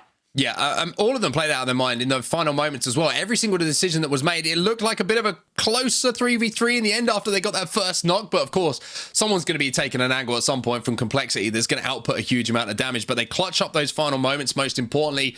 But that, for me, it's not so much about the composition. You can always talk about composition. You always talk about those final moments. But it's zone knowledge that won TSM that game, right? They get that beacon information, and they were in that position for the entirety of the game, just holding that area between dome and launch site, and they played it perfectly. It's one thing to hold it, it's one thing to own it, and that's exactly what TSM did. Yeah, TSM played that to perfection. I can't wait to take a look at the final circle and replays here in a moment and talk through it because, yeah, well played, well rotated for the boys in black and white. They secure themselves a first place win, but right behind them is Complexity. Back-to-back games, solid showings from Complexity Gaskin. They're starting to show some life, and they really needed to in 17th place going into game 4. Yeah, I think that World's Edge was going to be a good change for Complexity. It's one of the teams that are finding a little bit more success on World's Edge compared to Stormpoint, so I think they would have been very happy to finally see the back end of Stormpoint and those 3 games done and dusted. Again, it was the way they kind of bullied their way into that final circle, utilizing Newcastle and making sure they got involved in fights in certain areas where they could really isolate them and make sure the other team just really struggled to push up on them as soon as they got any damage. Because when Complexity were damaged, they were able to get behind that castle wall, heal up, and then re-engage. And once more, we can see how certain legends can really impact fights, but it's not just the legend it's doing the work, it's you actually strategizing around that legend, putting yourself in those positions so you can get the best abilities out of them. Yeah, we saw right here, Esports Arena with an absolute hit list of teams and showcasing alongside BR Demons their skill, and they took out Furia in the rotation. Onset, walk me through this early game though, what we saw. I mean, the early game was, I've got to be honest, I had a smile on my face every time we were on the POV of BR Demons because they just cause so much havoc in these lobbies. They just take 3v3s where most teams would be like, okay, there's a team here, let's try and play here instead. They don't care, they'll run straight through you. But Tripods with a solid end game as well, getting into some great positions, doing some damage. But again, I think just a lack of experience in those final moments is starting to show for them. The more games they play in these lobbies, the deeper they get into these games, the more they learn the situations and how they have to adapt to them. But TSM with a perfect pincer onto this final player alive here, just to make sure that they turn it into a straight 3v3. MPS eliminated. And I have to say, Imperial Hal on the controller with the RE45, the thing has got a very high pitch to it. It's almost as loud and as high pitched as Hal when it gets hyped. Yeah, and guess what? Hal finishes game number 4 with 7 kills, 3 assists, 8 knocks, and 2.5k damage almost. A dominant game for Hal on controller, doing just the same things we're used to seeing him doing on keyboard and mouse. And TSM with a quarter of 100 points in that game. 25-point game, 13 kills for them, and a first-place finish. But Complexity doing almost as much, 10 kills, second place. That's a massive game for them. Team Liquid also springing into life a little bit, not getting the kills that they necessarily needed. And then all the way down at the bottom, you see Tripods and ESA with 3 and 6 kills respectively. As we flip over to page 2, Gaskin, I'm curious how much that the BR Demons got. Yeah, I was literally going to look for the BR Demons as well because they got 6 kills but no placement points. They finished outside of the top 15. And again, I wonder whether it's down to some of those early rotations they weren't able to make because they were too busy fighting teams near their drop spot. They still put up a decent amount of points considering, and they are still going to be contesting with those teams who are kind of finishing 5th to 10th with their placement points and a few kills. But just imagine how different it could be if they were getting placement points. That's going to be the big thing for me, is when do BR Demons finally get that game where they get towards the end circle? Yeah, and let's take a look at the series results. This is so interesting. I have never seen a series, and all the 3 of us have casted a lot of 6-game series of Apex. After 4 games, no one has 40 points. Yeah. Wow. Cloud9 has 0 points in game 4, is still in second with 29, between TSM and first with 36, and all the way down to Dark 0 and Team Liquid with 19 in 15th place. Anyone can win this tournament still. This is insane, Onset. Yeah, it's ridiculous. I mean, our second place teams, you know, second, third, and fourth, they're all on 29 points. Complexity and Esports Arena both on 28.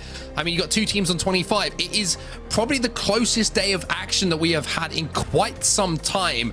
And the crazy thing is, like you're saying, it means that anyone still has an opportunity to win this week action. TSM just won their first game. We've still got games left on World's Edge. NRG, I'm looking at you right now and I'm saying, have you got something to say today? Do you want to turn up and put in a big performance and all of a sudden silence the doubters, because there is no better opportunity to do it than these games that we have in front of us? Yeah, that's right, because they can. I mean, the reality is NRG and Fury, I mean, teams that haven't necessarily had those massive, monstrous games can still win this competition. All you got to do is perform with top 3 finishes in games 5 and 6. I mean, I don't know, guys. This has to be probably the most entertaining and closest and competitive game of North American Apex we've ever seen in ALGS within North America. It's going to all come down to these last 2 games. TSM obviously looks great in game number 4, but going into game number 5, we'll see who it will be. It's the who's who. Again, anyone in Apex can perform here in this last game, Gaskin. Who's going to be? It's tough, right? Because we've got so many teams that could be a part of it. I think that Mark's right. NRG could certainly make a claim for it. I still think BR Demons are due a game as well with the way that they've been playing and fighting. They just maybe need a better circle for their rotations. But excited to see how this match 5 pans out. We talk about EMEA and how exciting that region is because it's so closely contested. Well, it seems like North America and certainly these two groups, it's painting a similar story here. It is indeed. And the craziest thing, we keep talking about the one side of the coin, which is any team, NRG, Fury, etc., BR Demons can pop off and still place top 3. But the opposite is true. I mean, the teams that have been consistently and staying within the top 5 all day long could end up in 15th place. It just goes to show how close this lobby is and who's going to perform. You got to clutch up these last 2 games. I know there's a lot of Tripods fans out there that are hoping that they can stay consistent. Currently sitting in 3rd or 4th or 5th place overall are the Tripods alongside ESA and a couple other teams. So it's a really, really interesting finish here in this one. The arrival of Fuse, though, in game number 5 was certainly interesting, though, Onset. Yeah, I think it's something that a lot of teams have been playing with, especially when you're seeing teams start to run more Watson, starting to run more defensive comps. What way do you deal with that? You get a bunker buster, and that's what you do. You send in Fuse, and you've got those grenades to do a huge amount of damage. So Fuse certainly going to be something that's being experimented with. And as we know, most of the time, all of a sudden, everyone's playing Fuse when someone has a little bit of success. So we'll see what happens. Domino effect that will certainly start. But hey, that's going to be it for me. I'm going to sign off for the rest of the show. Gentlemen, you're going to take us the rest of the way because guess what? It's going to be quite the finish, quite the end of this roller coaster ride. Games 5 and 6 will be absolutely insane. And to call through the action will be Onset and Gaskin. Boys, take it away.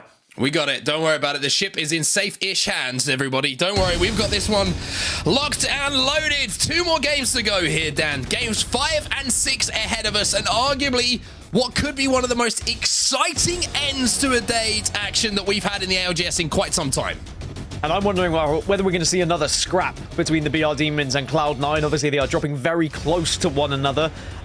BR Demons kind of stretching their drop spot over to Survey Camp and Epicenter. It's whether Cloud9 are going to be as aggressive as they were in the previous game with their rotation, or whether they think, you know what, maybe we don't fancy fighting those guys who seem to be winning every 3v3 engagement that happens in front of them, and they might decide to move a little bit south instead. Because we had a brief glimpse of the circle there and where it's going to be heading. Currently, Fragment West is dead center, but I imagine it's going to move a little bit more north up towards Epicenter, Survey Camp, and kind of Fragment West will be the bottom side of the circle. Okay, the pressing question at the front of my mind right now is the longer that Reps plays Fuse, do you think his accent will adjust and he'll become a little bit Australian sounding? I think it could definitely happen. He's a very impressionable person. I think that, you know, when you look at Reps and his gameplay and what he's learned from other people, no, I'm just trying to come up with something to go along those lines. Just imagine if all of a sudden we get to the next land, it's like Dark Zero stood there just speaking to Reps, and Reps is just full Australian. Just goes, all right, mate. Like, what are you doing, man? How you doing? And all good? No, my Australian is bad. That's what I've just learned. Yeah, you sounded like you were from southern Texas, actually. I sounded like Elmer Fudd. Anyway, kind of look like him a little bit. Anyway, let's move on to, again, the pressing questions are done and dusted now. We can talk about the less serious stuff, which is, of course, the Apex Legends, and probably 2 of the most crazy games we're going to see in front of our eyes to close out today's action. And I've got to say, a little bit of a quiet start here. CLG already making their quick rotation. If we do give the opportunity to look at that zone, that's going to give us a little bit more information on how this game's going to play out. But I said it's slow. Look at the kill feed. C9 invested, already picking up the first knock. Yeah, C9 taking a early battle elsewhere this time, it would seem, not going towards the BR Demons, but instead heading south towards the Overlook area and Fragment East, where there are a few teams. I think Season is where they were able to pick up their first frag, and now it's whether there is going to be other teams in the vicinity that might try and get involved in that fight. But as you can see, the zone is going to head up slightly north. Epicenter is going to be right on the edge of the east side, but on the west side is where a lot of people are going to be focusing their attention with where they want to set up. Every time you say east side and west side at the same time, I'm like, don't make the same Ali G joke that you've made for 2 years. I never, what, as in you don't make the same joke, or me make the same joke? Me. Because I'm like, you hear it and it's like your brain tells you to say something, but because I'm a consummate professional, I'm not going to go there. East side is the best, west side is the best. Well, anyway, let's go into this game. I'm overexcited for considering the fact that we've still got 2 games ahead of us now. I think it's because we saw a Fuse get a victory after we literally called out what could happen. Mate. And it did happen. There we go. That was a little bit better. That didn't sound like you're from Texas this time. Speaking of Fuse, speaking of TSM, they're currently in first position after that huge game 4. And that just shows that one big game from any of these teams could propel you up the leaderboards quite extortionately, really. But can TSM now get a bit of consistency here to try and find as much success as they did in week 1? Because remember, they won these 2 groups in week 1. They were ahead of Atlanta Premier. They have the chance. They seem to have the better side of World's Edge when we look at their rotations and where they've been playing previously. The Circle, they don't have to go too far here as well, so they're not going to be stuck out on Edge for too long. I'm excited to see how they can progress here. Well, Hal is getting locked and loaded as he finds a car on his way down through Fragment for now. It looks like Survey Camp is going to be maybe where we're ending up, or we could see a very similar finish to what we saw in EMEA a few weeks ago, where you see it end up on the open ground or the snowy grounds just to the east side of where that train station mounting kind of finds itself. MPS, who were involved in that final 3, managed to make it all the way into the late game before we saw Complexity and TSM have that shootout for the top spot. Now making their way past Landslide as well. So it looks like everybody is kind of comfortable at the moment. Nobody really engaging too much. As I say that, Sweet's going to take a little bit of damage on the cross here, but should be safe for now. Still got the same legends as well. No real changes that are coming through. Still the 13 legends that are featuring. So I'm surprised we're still seeing Ash and Bangalore. But I think that, you know, G2 were running that comp right at the start of the game. And I think when you're trying to get aggressive, trying to get yourself back into a series after some really rough games, you, of course, are going to go for a more aggressive comp featuring Bloodhound as well. There are more cryptos, certainly, in World's Edge than what we were seeing over on Stormpoint, especially if you compare it to EMEA as well, where EMEA had loads of cryptos in both, but North America seemed to be a bit behind on the crypto meta, or ahead of the crypto meta, whichever way you want to look at it. But certainly more cryptos to ruin the Watsons days, which there are 30% of Watsons in this lobby, so there are going to be plenty of fences as we get towards that endgame. Well, good news for everybody. I googled some Australian sayings, and I've decided that it's probably not a good idea for me to say them because I don't know what they mean, which means that they probably aren't broadcast appropriate. TSM now going to make their move into the buildings inside of Fragment West at the moment. This is the building that's closest to the height, which CLG are kind of looking over at the moment from the epicenter, and this is such a good place to control for all of the game with the circle that we do have. Not only do you hold out all these teams rotating through Fragment from the southern side of World's Edge, also towards that endgame, you move down from the high ground, so you can do a huge amount of damage as TSM now maybe have to rethink what their rotation is going to be. We did see in the kill feed as well, Tripod's getting an early kill on the board, and that's going to certainly help them out. They might decide to get aggressive and push up on that fight a little bit later, but right now it's NRG who are under fire, are going to back off ever so slightly. I say back off, they were kind of holding the edge here and maybe griefing a team who was arriving a little bit later than they were, but now I think they're going to give up on that one and keep on rolling, because otherwise they might find themselves in the midst of Furia. Probably the worst team that you could try and hold out, because Furia is so aggressive. I was going to say, this is a very interesting fight. This is what is known as poking the bear. As Furia now taking some damage themselves. You have to say, NRG, I thought for a second the plan from Furia was to 3-2-1 that last player alive. But NRG gave such good covering fire that they managed to not only let that player escape, but also send Furia back into zone. But my concern here, once again for NRG, is resources. Look at Sweet, only 4 cells to his name and only 2 medkits. Doesn't look like he's got any batteries to play with. So NRG playing, once again, a very low economy game that could come back to bite them. Yeah, that's been the story of NRG, really, throughout this entire series, both across World's Edge and Stormpoint. They got into some good positions on Stormpoint, but they just had no resources to work with, and that is such a frustrating thing, because you can take a little bit of damage here or there if you've got loads of meds, but unfortunately when you don't, as soon as one team damages you, you have to either hide and cower away and hope they don't continue their push, or you have to initially fight back straight away. But unfortunately for NRG, it's just been a tough old road for them in their rotations due to the lack of resources. As for G2, still alive. They've got points on the board now. They had a very disappointing Stormpoint, but I'm sure that World's Edge, they are going to show us what they're made of. And I want to see this composition in full swing. Mark, we saw it firstly on Stormpoint right from the get-go, and when you look at it on paper, it looks like a terrifying composition to come up against, but it hasn't really worked out for them.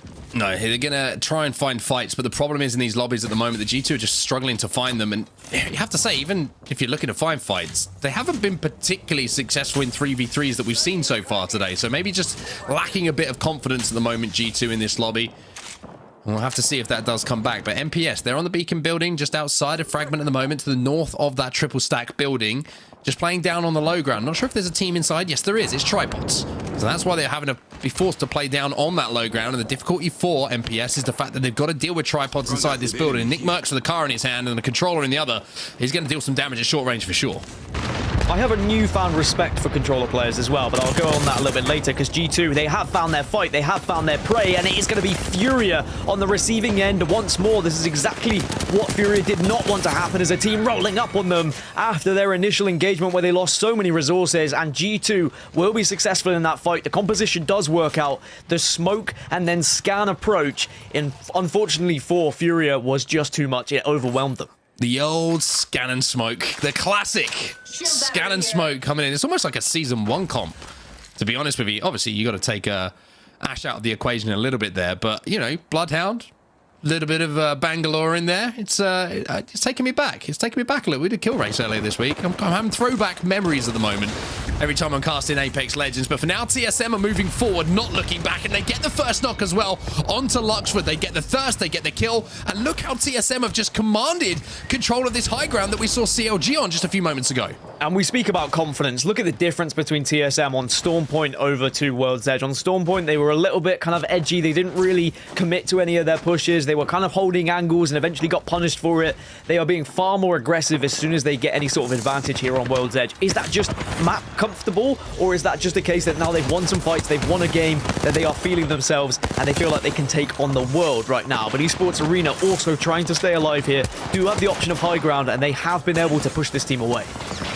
Controlling this building, but they are coming under pressure, as you say. If only he's going to be able to get the reset at least. Mr. Hakulo, though, he tries to maybe scarp it back, but could have just costs his team. He was trying to think about an armor swap, maybe getting the battery off, but it just didn't look comfortable, whatever happened there. And now C9 in the vicinity thinking, hey, we're going to have a little look at this. We're going to have a little poke ourselves. Zach Mazer moving up to try and clean up this damage. Gets the first knock onto Luda. Now he's trying to boot this door down, but there's a charge rifle firing in as well. But it just opens the door, literally and figuratively, for Rocket to move in to get that down. Yeah, such incredible damage from the car as well, and we're seeing so many teams and players utilizing the car for its up close and personal ability as Cloud9 just get a couple of finishes. Esports Arena get eliminated despite the fact they had a relatively high kill game previously. This one is not going to work out as well as the one prior. And now Cloud9, who at the moment they reside in second place overall, just behind TSM, so they are TSM's closest competition, but as we saw in the leaderboards, there are a lot of teams who are very close indeed. NRG eliminated again. Out in 17th position in this lobby with just one game remaining. You can make what you want of that at home, but they are the facts in front of you. NRG have not been at the races so far in Pro League. You just have to wonder what's going wrong there. Why aren't they getting the loot? Why aren't they having the resources? Are they being griefed a little bit earlier? The circles maybe... Is it just been one of those days where the circle hasn't really been too comfortable for them? I'm sure that they'll be able to dissect it, and they will be dissecting it after this week's play. But they still have one more game to make up for it and maybe put themselves a little bit higher in the leaderboards, because thankfully for them, still very close are these leaderboards and still a chance to put yourself within a shout of top 5. But G2 still alive after their damage onto Furia a little bit earlier. They need one more team to be eliminated so that they can secure at least one placement point. But with already 6 kills on the board, this is a far better game from G2 than what we've seen so far. Yep, G2 now having to turn their attention to the team that's trying to hold this choke. Designful, he's got the Skull Piercer on that wingman as well. So if he manages to connect with the skull of one of these players, well, that's going to turn into fragments very, very quickly. Big damage certainly going to be available for him. But on the other side of it, you've got Dark Zero holding things down, and it's Zero with the charge rifle. The Charlie is starting to sing a little bit here, and this is just not the weapon you want to try and fight uphill against.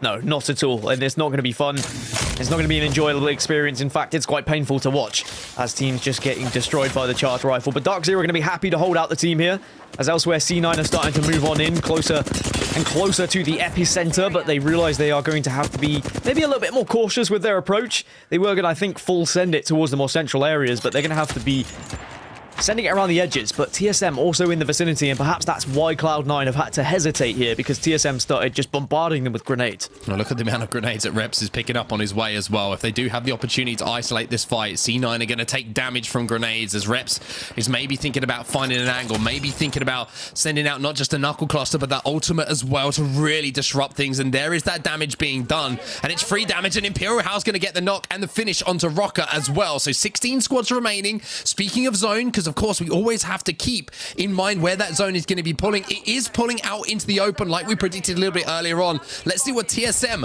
are going to do with their next moves now as we jump into a listen in. Back on the right. 50 on both. Cracked him. Dead. Someone was behind me, I think. Thought I heard somebody. Maybe not. Walk up to our spot.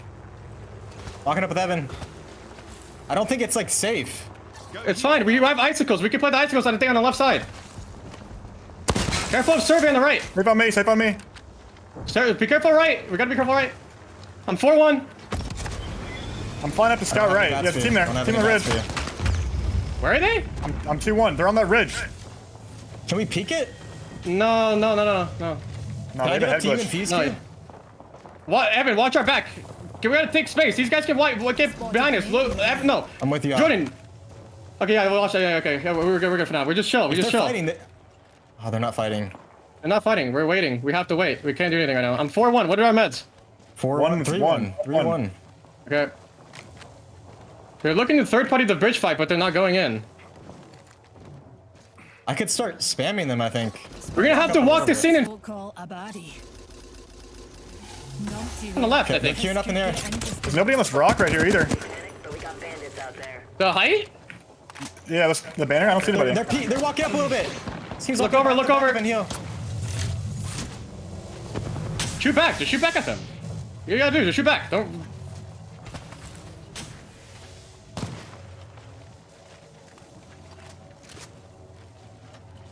Obviously, jump back in, out of the TSM listening and into the comms ourselves. You can see that TSM not maybe 100% sure on how they want to play this situation. There's so many teams still alive, 14 squads remaining, that every single step you take at this point could be your last. It is always interesting listening to TSM comms and just the knowledge from them as well of just what teams should be doing and what they're not doing, and the micro managing that Hal actually does onto other teams. He's like, they should be doing this, but they're not doing this. Why aren't they doing this? They're not playing the way that I want them to play the game. And I love it. I love listening. It's one of my favorite things about Apex Legends. It's awesome that we get to really go behind the comms of some of these guys. But it is BR Demons who are kind of on the other side of things. I've been saying I want that pop-off game from BR Demons. We've seen these high kill games, but yet to see a high placement game for them. Perhaps this could be the one. It could be, but at the same time, TSM make a risky move to the skies. They're going to take just a tiny bit of zone damage, but they will be able to redeploy, and hopefully for TSM fans, land safely. But there is also a Kraber in play here. TSM take the high ground. This is a risky play from them, but if they can survive it, they could be set up for end zone. Yeah, there could be a lot of teams with their eyes on them, but maybe they've timed this perfectly where eyes are going to be distracted by all those that are rotating on foot right now. Dark Zero also doing damage onto those teams rotating behind them. It's going to be G2 going down. It's going to be EA also losing players. And at the moment, they are dropping like flies as EA eliminated in 13th. Zero with his Kraber just took a couple of players out. Is Presley. There's another one in front of him. You have to wonder if he's going to hit even more shots. But Dark Zero find a corner to play for themselves. The Watson interception pylon's going to go down. And almost we saw a body going down as well from that Kraber. We talked about how this weapon is a game changer. Love it or loathe it. It could change the outcome of how these lobbies finish. And if Zero hits a few shots here, he might be able to do just that. A lot of connections coming through. Crack Central at the moment, as Zero will get the knock onto Shiny. Now needs the support from the rest of the team and hope that they can find an angle to finish Shiny. But with 11 squads remaining, there are still so many teams in this vicinity. It is not easy whatsoever for any of these squads with the angles they could be shot from. And you can see the nervousness, the twitchiness from some of these teams. But a team who is sitting pretty right now is TSM. CLG are below them, and I think CLG are aware that TSM are there. But both teams at the moment just hugging rocks tightly, hoping that no one spots them. TSM have no meds. This is the problem. This is why they're sat there with no shields. They have no meds. They don't have an interception pylon because they're not obviously playing Watson. So the more the chip damage is done, the more that TSM's chances of winning this game start to slip away in front of their eyes. They just have to show as little presence as they physically can and hope that CLG do not realize the situation that TSM are in. For now, Dark Zero make their play. Zero now obviously up to full red armor with those Kraber shots that he's been hitting, but CLG maybe thinking about a play here onto TSM. No horizon to send them up into the skies and really challenge them. I think they're just kind of looking up and they're worried about them just in case TSM do go for it, but they do keep climbing this rock. They're maybe trying to bait TSM a little bit with a little bit of sound cues, but TSM are not going to budge and are not going to take the bait whatsoever. As for TSM, they are happy. They're sitting pretty. No one has been able to kind of take them down from their top spot, so they can wait, they can be patient, and they can hope that teams will just die around them, but it is not the same case for Tripods. They're going to have to fight tooth and nail for this position. Gents last alive as well, even though he did so much damage. It's going to be the end of their game, you would imagine, in just a few moments' time. He's getting pushed, he's getting dealt with, but no! He takes someone out on his way. Tripods versus G2 as ex-teammates exchange fire and exchange death boxes. Both teams eliminated as now we see Bots inside of this train car. Bang, center zone, and with a longbow in the hand of Stompies, he could do some damage to anyone trying to rotate in. Bots doing well to be a full 3. I think they lost Stompies in the start of this game as well. I remember seeing it in the kill feed. So the fact that they are back up as a full 3 and into the last 7 and into a good position in this final circle as well, they really are in contention for potentially winning this game. So this is going to be an interesting drone to give a lot of information, and of course they can EMP all of those Watson fences away when they choose to. Another team that does feature, and maybe we weren't expecting it, is Team Smiley. They are in 18th position at the moment, but they're within a shout. 7 squads remaining, but they have quite a way to go to center circle, so they're going to be one of the first teams that has to move. They do have some meds to play with though, and they've got that wall down from Newcastle as well. The castle wall, which is becoming more and more of a valuable resource to so many teams in these end games when they don't really have the position they want to play in front of them. They can create one to play from, as Team Smiley now climb up onto this rock as well to rain down a little bit of damage onto the team to their right. But 7 squads now remaining. TSM still alive somehow. MPS go down. They'll not make it to the end game this time. 6 squads and not much room to play with, and maybe Team Smiley starting to spot out where TSM were residing, but TSM just about take the damage on the chin as now the circle starts to close. So CLG are going to have to move, Team Smiley are also going to have to move, and then TSM probably shortly after. Those are the 3 squads that are in the toughest places to move into the circle right now, but they do have a little bit of coverage, and if the other 3 teams on the western side are all fighting each other, it might give them that window just to break through when the other teams least expect it. I wonder if Verhulst is going to have his ultimate ready at some point as well. Is he going to have time to get that Valkyrie redeploy into position? At the moment, TSM are just climbing the mountain. The mountain goats are going up high. As Reps is maybe thinking about when he uses that ultimate as well on Fuse. For now, TSM are on this high ground. They have no meds to play with. They have no mistakes to play. They cannot charge these shields back up. Reps is ready to shoot a few arc stars and a few nades to anyone who comes near him. But TSM now in the top 5, even without meds. It's whether they go for the split approach. It's whether Verhulst goes up into the sky and Hal and Reps, they decide to take the fight as a 2 and get aggressive rather than sending everyone up into the sky. This is going to be a very interesting decision indeed. They might all 3 of them commit to the fight as well. Very possible because of the position they're in. But they were hoping, I think, by this point, that other teams would have already lost a couple of members. But everyone is slowly paddle-footing their way into the circle and no one quite going down just yet. But now we get the action. And now we're going to see a defensive bombardment coming as well. And now TSM from the high board land with a crash. Imperial Hell takes to the sky. 5 squads still remaining. TSM land on the high ground. CLG involved in this bubble fight towards the end game as well. CLG will pick up a few kills, but not before they are eliminated. TSM now into the top 4 as Liquid, Nocturnal find themselves at just 1 alive. This is absolute carnage. TSM still alive right now. Get the damage. 2 squads remaining. Can you get the final kill? No, Bots are able to do it in the end. TSM, they fought valiantly, but Bots come in, sweep up, and a team who only had 2 right at the start of the game managed to make it back up to 3, and they do the damage in the final circle.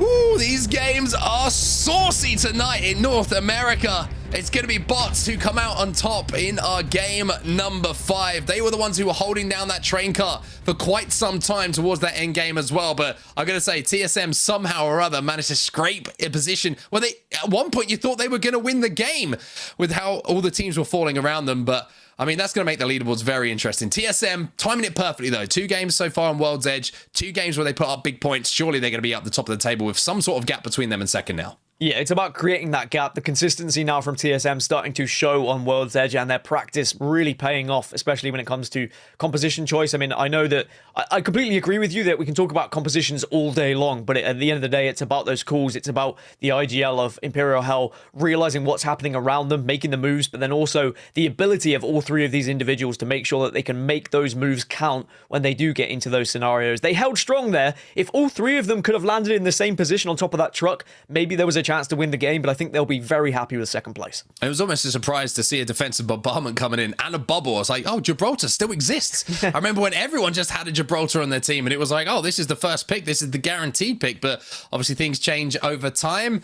And it was, as I say, it caused so much ruckus in that final moment. I think everyone else just forgot as well that Gibraltar exists, and it almost got a lot of kills in that end game to put some points on the board for the team who are running it. But here are the highlights, Dan. Talk me through the start of this game, because Complexity, they were involved in a few scuffles early on. Yeah, there was a lot of early fights. I think one of them initiated really by Cloud9 and their movement away from the BR Demons, who also had some success in the early game. BR Demons were still challenging teams and fighting teams when it arrived, but again, BR Demons maybe not having the placement game that they could have, or maybe they should have, I think is a better way to put it. If you are fighting that well, I think placement should naturally occur, but other teams just forcing them out and maybe forcing them into terrible and awful positions in some of these circles that they aren't really able to play out of, no matter the success. What a replay that was, by the way. Getting Krabered mid Valcol, not even getting to hit the jets before you're sent down into the dirt, but MPS in this end game, Tripods in this end game as well, but again, not able to break through that barrier of winning that game in Pro League. That's the thing that they're really looking to do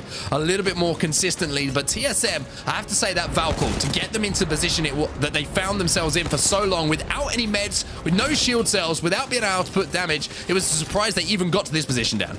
Yeah, it is a surprise. I mean, I think you've got to credit, but give credit where credit is due. When you are able to play a circle that was kind of against you in every single way, when you have to rotate via Valkyrie and you really have to take that risk, because we know what a risk it is when you take a Valkyrie ultimate into the sky as well. The fact that it paid off, I think, will be a delight for TSM fans and TSM alike. But it was bots who stole the headlines from game number 5 here. 12 placement points, of course, but alongside 7 kills, it's not like they just waltzed on in and picked up first place. They earned their position. We also have to give a shout out to Team Liquid. 9 kills on the board for them to keep them in a chance maybe of pushing the top teams here. A very healthy position, I think we'll say, for Team Liquid. But looking down at the other side of the leaderboards, after our match 5, our results in front of us, Furia, very quiet from them on World's Edge so far. And NRG, I keep highlighting them, but I'm sorry, I have to keep doing it.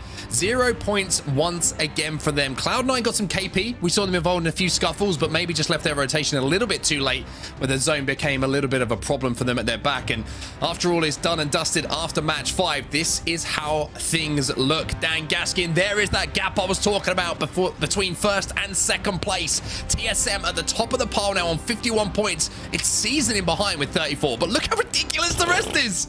Oh my goodness. So a 17 kill gap from first to second. Perhaps TSM are doing all right to try and create that gap and try and give themselves a real chance in match number 6, but I'm more worried about what the hell's going to happen elsewhere from second downwards, because one big game and you could see 8th place suddenly end up in second, if not still first, if TSM were to have a bad game. But you'd imagine that TSM will probably play this next game quite safe, considering they have a 17-point lead. This is almost impossible to call, though, when you look at second onwards. Like, you would be a crazy person to try and bet on this one. It is not going to work out. Heck, I don't do predictions at the best of times, but there's absolutely no way I'm predicting what the final leaderboards are going to look like. It is absolutely nuts. And the great thing is, we've got one more game, like you say, ahead of us. And before we get there, we've got to go into a quick break. But if you are going to go for a break, make sure that you're not going too far, because this final game of the day for the North American Pro League, it's going to be nuts. We'll see you in a sec. WD Black is the official storage partner of the Apex Legends Global Series.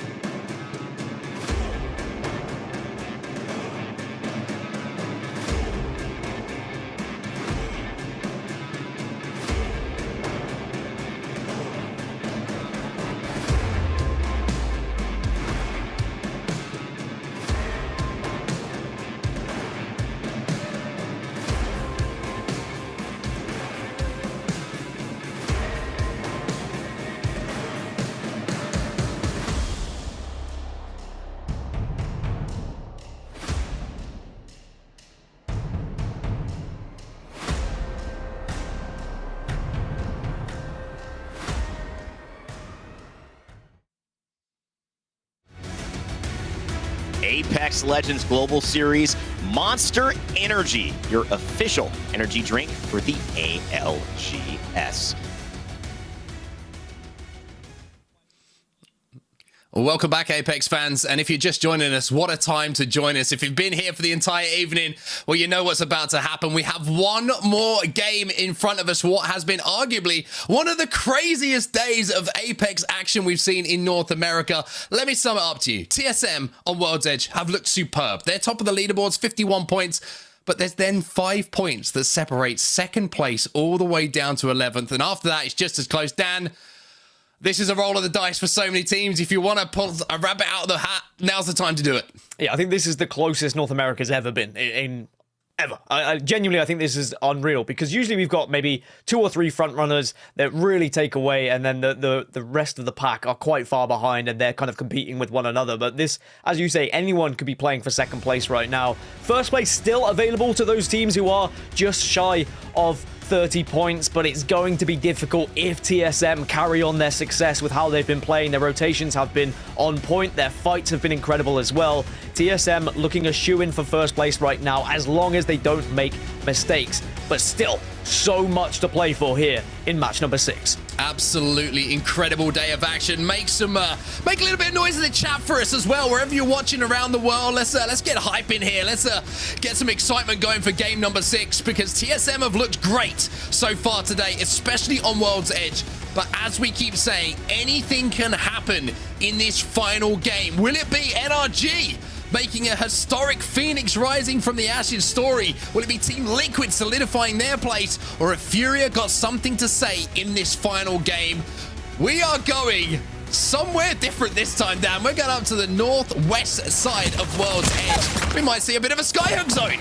Yeah, we could well end up in Skyhook, as BR Demons are getting challenged by Cloud9 this time. Or maybe Reed's just overstepped ever so slightly over here, and that means that now they may have to play as a 2 if they can't get the res. Was it a distant shot from Cloud9? I didn't really catch it quick enough. I did think it was a scout, so maybe they were able to. No, they clean it up. Reeds is down, and the BR Demons, who have been so successful in their fights today, unfortunately lose one player straight away, and maybe it is a taste of their own medicine, perhaps. I was going to say, you feel like you can only get away with it for so long. You know what I mean? At some point, you're going to lose one of these situations, and C9 do get that first knock. However, Vayne and Aiden the Destroyer, the way that they've been playing so far today, it wouldn't surprise me to see them go and get that banner and try and take C9 down with them. But for now, it's about looting up. It's about getting a little bit more secure in the way that you want to play the game, as C9 are on the hunt for these final players. You can see Rocker, he's managed to find himself that scout. There's the answer to your question. He had the 2 to 4 on it as well, which is certainly going to make things interesting.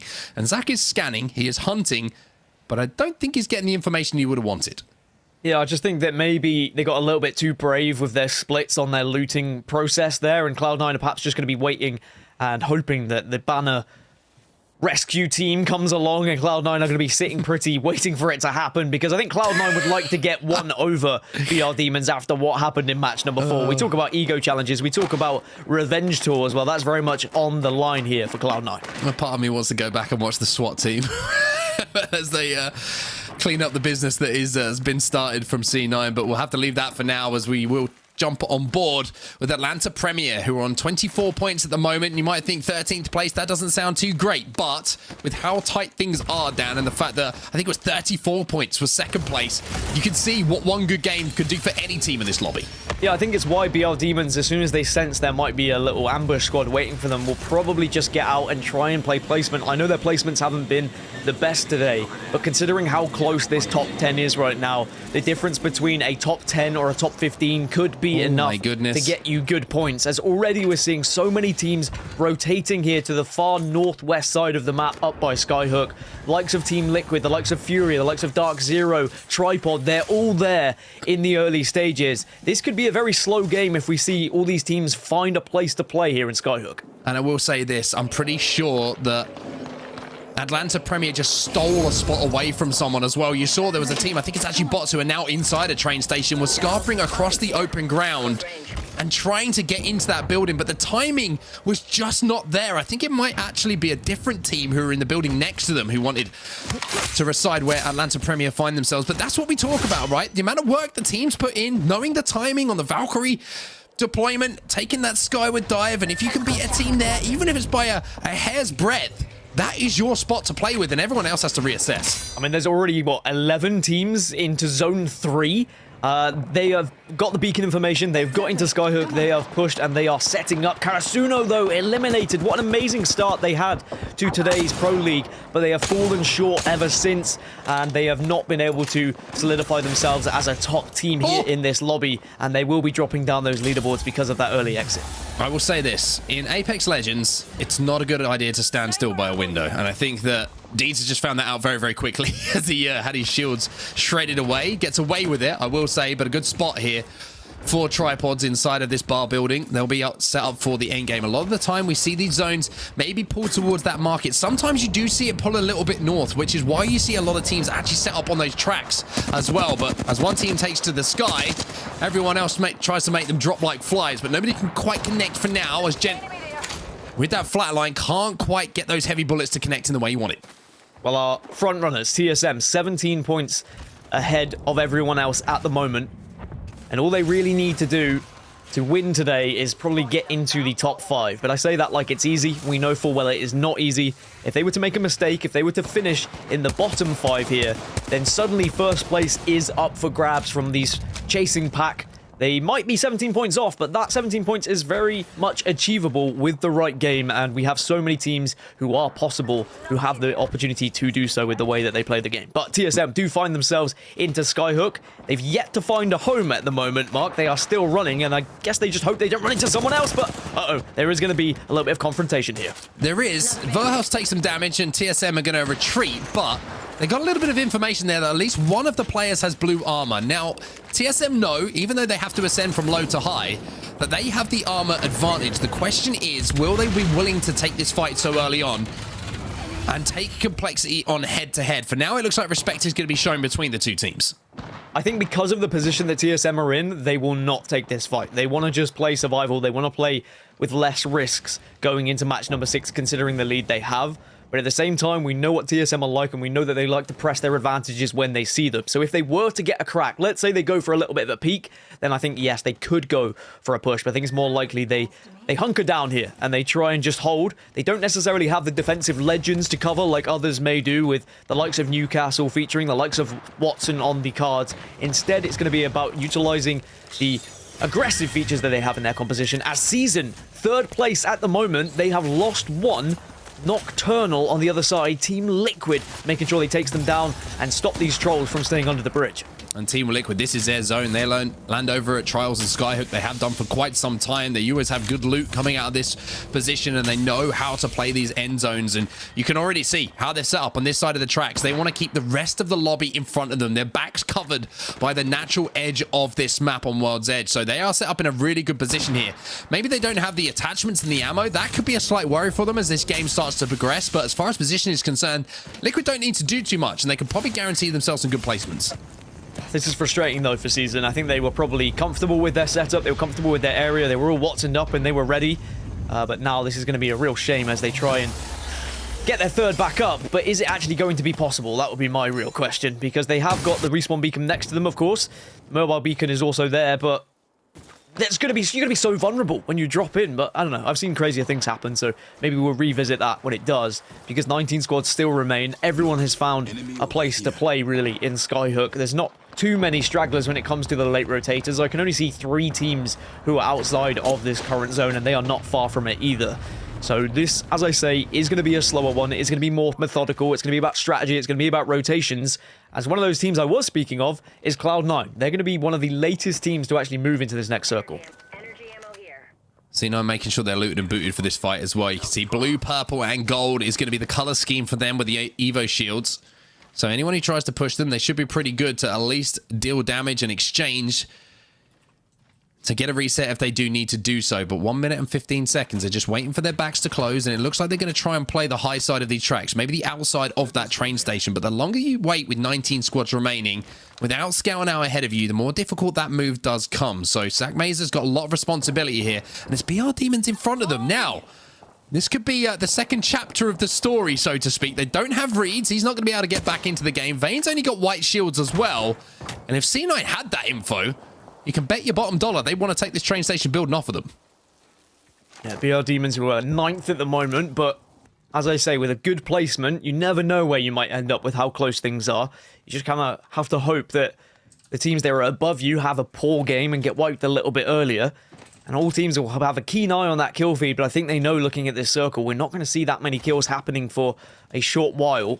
As Zone 2 eventually closes, still everyone is going to be within that circle, and everyone is going to be far enough away that fights don't need to happen. I think the only team that will be pressing that is probably Cloud9, so I think it's quite right that we're watching them at the moment. They're going to be the ones who could really challenge a position.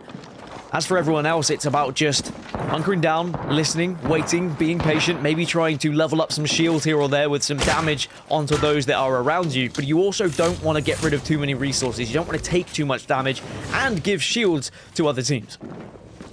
On TSM, Shield sale here. the worry for them is, once again, resources. They were a little bit healthier looking than they have been in previous games, of course, but already sharing around a few shield cells. But you can see that Reps has got plenty to work with. We've also got a lot of batteries, so it's just the chip damage that the cells are going to be used to repair those armors and make sure that they don't have to delve into the batteries, which of course you want to save for those late game battles. But TSM safe, and like you say, this is going to be a slow burn, ladies and gents, and the slow burn sometimes takes a little bit of time to get going, but with the leaderboards looking the way they are, with the zone looking the way it is, and with the team stacking up in the way that they find themselves as well, this could be one of the most exciting end games that we've had in quite some time. And excuse me, ESA was so far off the map, I couldn't even see them. They are the latest team to rotate in, but they have chosen arguably one of the worst spots to rotate in because G2 are there and waiting, but they should be able to valk up into the sky. It's whether G2 can do any damage to them while they're up there. They're going to try, and they're not going to connect. So Esports Arena will be okay for now, but where do they play? So many of these buildings have been taken, so I think it's just about going with whatever you can see that's free. It may not be a game-winning spot for you right now, but just something you can survive from. We'll be safe in this zone, but not the next. It looks like G2 want to try and force this.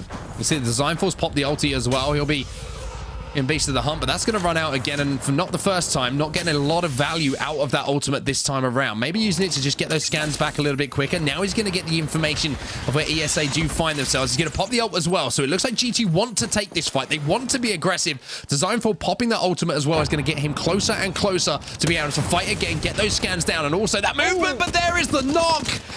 As Phonyhead combines with a teammate to take down Chaotic, the newest member of G2, having a bit of a rough one. And maybe Esports Arena are going to try and press on this now as well as they see that knock happening in front of them. Oh! But are we going to see more damage done? The Bangalore ult comes from elsewhere as Esports Arena might have to push back because of it. But again, Phonyhead with so much damage from this scout right now. Should be able to finish the knock onto Chaotic, so now G2 have to retreat. They wanted to be the aggressors, but sometimes you've just got to control the adrenaline a little bit in those situations. And C9 are also joining the party. You can see that Rocker has taken down Designfall. That's going to be another player falling for G2. One more player left alive, but you get the feeling with C9 instigating here that things could change. But Zach Maines has just fallen over. So tough when the other team turns on you and absolutely obliterates you when maybe you've got your eyes set on the team that was inside the building. But these three squads, the reason why they're being aggressive, the reason why they are taking these fights is because they know their rotation is not going to be fun when they are going to be making their way through, because they've got to fight their way through a choke point as well as fight past other teams. So it's about trying to pick up some KP here and being the last remaining squad on this side of the circle to really give yourself a chance of actually getting into the next zone. Well, even though Zach Maines is on his hands and knees, he might be back on his feet in a few moments' time. You can see Phonyhead is trying to get into position to cancel this res. He gets big damage down, and he manages to get the re-knock now onto Zach Maines, as well as doing more damage onto the player trying to res him. Naughty was the player who was up on height with the wingman, and it looks like ESA, they want a piece of C9. They're going to take him apart. At one point, it looked like ESA were going to be going down before any of these other squads, but they have completely flipped the script. They first pushed up onto the initial aggressors, and now they're going to take down C9, it looks, who were the last to arrive to the party. Cloud9 eliminated, and maybe Cloud9's chances here of finishing in the higher echelons of this lobby has just evaporated right in front of them. And the craziest thing about what you just say, right?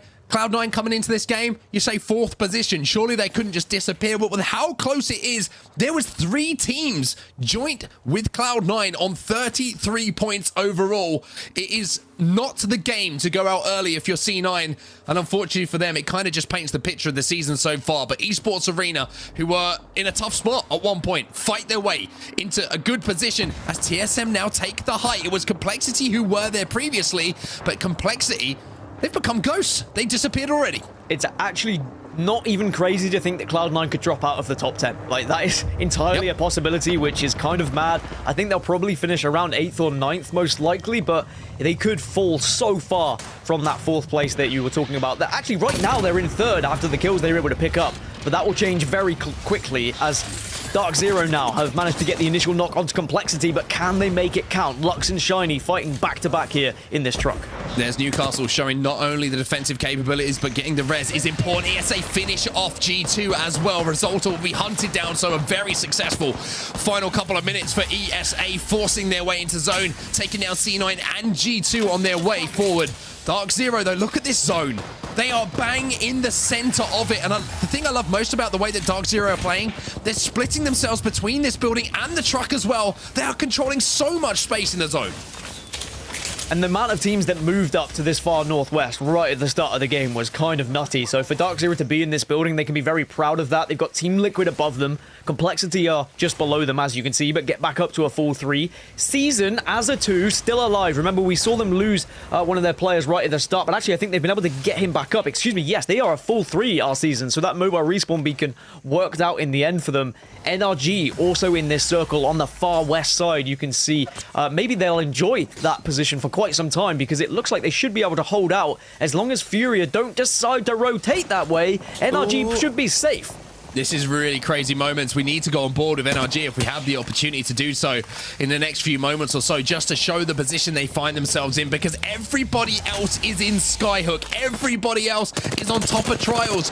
But who's on the backside of it? It's going to be NRG. They have a spot all to themselves. And Furia trying to zoom down at the moment and get some damage onto ESA, who are making that rotation. This could be a very interesting fight here because NRG are holding the high ground. ESA now take underneath Furia and look like they're going to try and rotate in. We could see an ESA Furia fight break out. Does the winner of this fight have a false sense of security, though? Do they then try and rotate around and just meet NRG? That's the question for me, as now Panda is doing some damage with the Vault, has to back off, needs a little bit of help, as Esports Arena seem to be heading the damage here, seem to be leading this fight, but it can very quickly get flipped on your head. But no, 2 members of Furia, they go down, and ESA showing what they're made of here already in this fight. Furia just get decimated. Nobody from Esports Arena even went down, but the zone now starting to close. Capra's already pushed up to make sure they can control the exit, and they will be safe for this next zone. So an important fight that had to be taken. And look at the kill feed. Bot's gone. BR Demon's gone. Team Smiley gone. E8 gone as well. But here is TSM up on the high ground, but Reps is taking some damage. Damage that he can quickly get back on his shields, though. TSM had to move from the high ground they initially had, as they will try and again find a rock formation that they can try and blend in like chameleons, as they did in the previous game. But into top 10. Points secured already via placement. No kills to be seen just yet for them. But remember, this game is about survival. This game is about getting as far as they can in the game to take some of those placement points from the teams that are chasing them from second place. And now we are going to have to see whether they can find success with the current position they find themselves in. NRG, what a game this could be for them. They love to leave it late. They love it they do it for the content, I swear, sometimes. But they've got to destroy this black hole, otherwise they're going to be in all sorts of problems. But they survive for now. They are inside of that next zone, and they are inside of the top 10. Make that top 9 as MPS go out as well. They're also looking down on Tripods and Dark Zero here. Nick Merckx has got no shields. He's trying to make no noise, but you get the feeling that Sweet and Nathan, they know they're there. Yeah, so this is the position we were talking about from NRG, just having the entire west side of this zone, and they're going to have high ground over people as well. They're a little bit concerned if anyone's going to drop down from Trials. You can see they keep looking up towards them, but they should be comfortable where they are. 8 squads now remaining. This is, of course, good news for TSM and leaning towards a more likely situation that they will win today's action. But it's Esports Arena who are currently in second. Phonyhead has been going off in this game. 13 kills for Esports Arena so far. That is a monster amount, especially in a game like this with so much on the line. Dark Zero still bang center zone though, controlling this building. They know that teams are going to start to encroach. They're trying to show that nobody is allowed near. They're trying to show this is a DZ building. As teams try and progress forward and take some space, but they're not being able to do so. TSM in the kill feed. Verholst has picked up one onto Phony Head. Complexity also in a fight as well. Esports Arena eliminated. We're down to our top 7 and TSM are still alive. And even though Esports Arena had so many kills, will it be enough to keep them at second? Probably not. There's a lot of teams that all they need is a good placement. As TSM, we talk about teams that are leading, we talk about placement. It's TSM who need this to stay on top. They should have done enough if they can get top 5, and they are so close to it as CLG eliminated in 7th place. Impulse from Rack Attack, by the way, has been alive for so long, ratting. I don't know how he is still alive, but somehow is in the top 6. Well, Reps is still alive as well, and he's trying not to make any noise. He wants to use every single HP of those knockdown shields before he has to make a move, and he's got a death box in front of him, which is providing him with, I'd say, cover up to his waist, but nothing more than that. And now you can see just a down body. Trying to get some information for Reps for him to survive in this endgame. Monsoon will finish off Imperial with How, which means that TSM now have one player completely eliminated from this lobby. But here comes the move from Season. There's the EMP going down. That destroys offensive, and Dark Zero got to hold strong here. Season making a big play towards the endgame. Yeah, great shot already. Mr. Hakulo, who did go down earlier, gets his revenge, and now they're into the top 5, but more people come through the door. Complexity, Monsoon and Lux struggling to stay alive as everyone wants to get involved in this action. What a hold this is from Season, by the way. Somehow they hold off all of Complexity. Having barely had any shields, they focus the fire onto that door. And 8 kills now to Mr. Hakulo. 4 squads remaining. Rack Attack eliminated. And they're going to be able to maybe, just for a second, stabilize and fight to live another day. Yeah, Season going to 2nd place with those kills and these placements. Verholst bleeds out. 4 squads now remaining, and that means that Reps is going to have to make that move eventually. And it does mean, though, that TSM are into the top 4. So Reps has found his way into Central Circle. He is pretty much guaranteeing 1st place for TSM in the overall standings here. But it's about what's happening elsewhere for 2nd place as Season eventually go down to Complexity, and maybe Complexity will take it away from them. But who's the team who's watching all of this happen? Who's the team who's on that high ground? It's NRG! It's NRG who leave it late. They do it for the content once more. And it's a ridiculous end to North America today. Reps from TSM is going to do a bit of damage, and that might help them out as well. Here's an armor swap, and Reps is still alive as NRG make their move in, and NRG win game number 6. I cannot believe what they have just done. NRG just pushed themselves from about 13th up to, 6th place with that victory. But it's TSM, it's their survivability, it's their game plan that will secure them top of the standings overall. But the bigger question mark, who finished in 2nd place? There were so many teams who had the opportunity to do so. Season, Esports Arena, Complexity were all up there. And judging by what I saw, I would imagine it's going to be Season with how well they played, how well they held that building for so long. I'm exhausted. I mean, that endgame was absolutely ridiculous. We're like focusing on so many things. The building became the epicenter of all of these death boxes collecting. And then I was like, wait a minute. I haven't seen NRG in the feed for a while. And I look up just through the corner of my eye. I see that corner. I'm like, is this team still up there? That's NRG. And they do it once again. Defining leaving it late. Defining doing it for the content. You got to love them, Dan. You got to love them. I think they miss out on 2nd place by around 12 points now, but because it was all so close in that top 10, they really shot up the leaderboards into 6th place, which is going to be, a very good finish for them considering how their day went. I think they'll be a little bit frustrated they didn't have a game like that earlier on, so they could really have an opportunity to try and, track the front runners and have a go and have a stab at TSM. But in the end, no one came close enough to actually challenge TSM in that 1st position. And again, in groups A versus B, just as we saw in week number 1, it's going to be TSM that go out on top. What a day of action, and what a final game. Well, I mean, it was ridiculous how close it was, and of course we're going to tally up those scores and find out who is going to be taking home those final spots and where everybody does kind of shake out. But even now, the only thing you're thinking is TSM, they won today. They're going to be 1st place, but for everything else, it's like it could be a kill point, it could be a placement point, whatever it's going to be. It's the craziest day, I think, of Pro League I've seen in quite some time. I did not expect coming into today that we would see that level of competition, that many surprises on Storm Point, I think, as well, which really kind of threw everything in. And I mean, I see it doesn't really sum it up enough for me for what NRG did in that final game. They left it late, is all I'll say. They left it late, but at least they delivered. Yeah, and sometimes the circles, they do work out for you, but you've got to play for them. The amount of teams that moved early for that northwest zone, they knew it was going to be moving to that kind of area. You have to be brave to move that early as well. We saw a lot of teams punished in other maps and other games where they tried to move early and they just rotated at the same time as others, and it just ended up being like Crossroads where they all met in the same place and it just became a bloodbath in the center of the map. But teams were able to successfully move. I mean, almost every team successfully moved to the northwest side of the map without taking too much damage. But then in that final circle, it's about just being patient, biding your time, controlling your area, making sure no one is pushing behind you, and that's exactly what NRG did.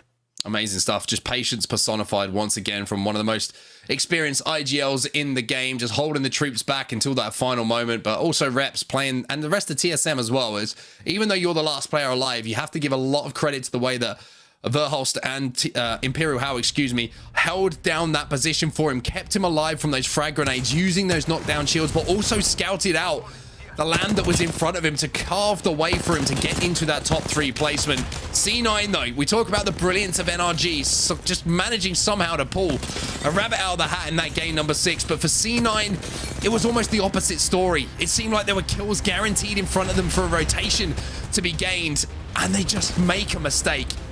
You can't afford to make mistakes on a day like this where everything is so tight. Yeah, and it drops them down to like joint 8th, so it was kind of the 8th, 9th, 10th area that I was predicting they may end just with how close things were. A real shame for them, but there were teams who had more success. You've got to look at what ESA did, what Season did in that game, the amount of kills that they were outputting, but also how they defended that building at the end season before they eventually were taken down by the patience of NRG. But there is confirmation of how the game ended up. 17 points for NRG, 13 for TSM, but Season actually racking up so many kills, they technically came second in that game. Yeah, a lot of points from them, and I have to give Reps even more credit because he managed to get 2nd place in placements for TSM as the solo player alive. But there's only really one story from that game, and it's the team who somehow found their way and fought their way into 1st place. NRG. They get the job done. Dark Zero held down that position for so long inside the center zone though, Dan, but as soon as the opportunity presented itself for teams to push, it took one team to try and take it off of them that they held, but everybody else just flooded in and Dark Zero just couldn't do anything.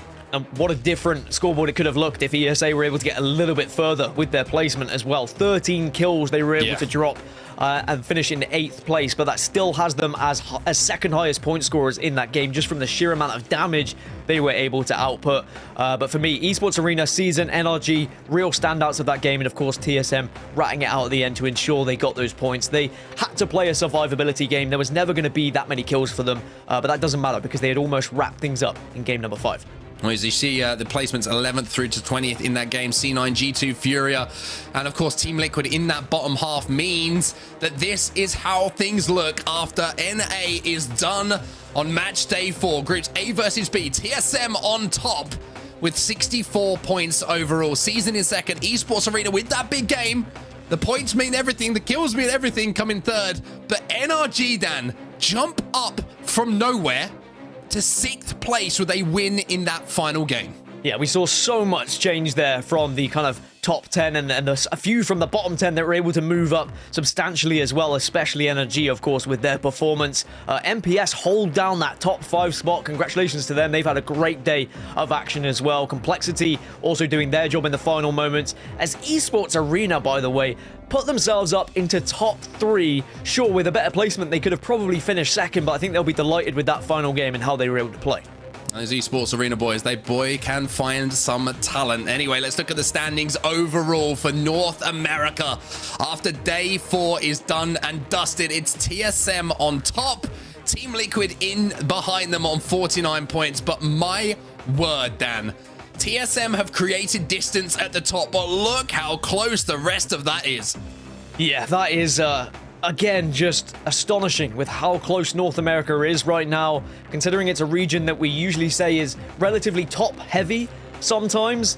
This is really showing that everyone is going to be putting up a fight, and anyone on their given day could pull up out of nowhere and really disrupt things. And I don't think this is going to be all wrapped up just yet. I think there is going to be more twists to this tale as we go into the last 2 match weeks of this season.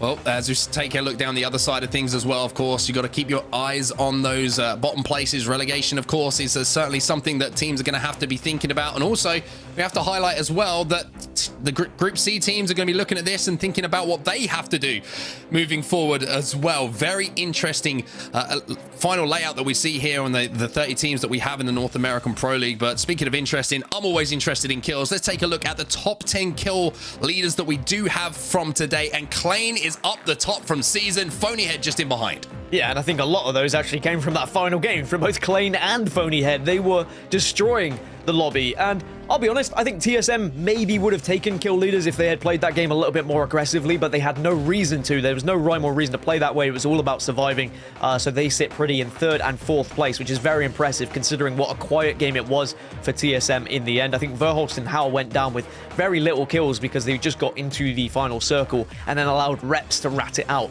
in the final moments. Also, a shout out to those who were able to creep into the top 10 as well. Lux from Complexity, Luda as well making an appearance, and then Shuby from MPS. What an amazing day that's been for them.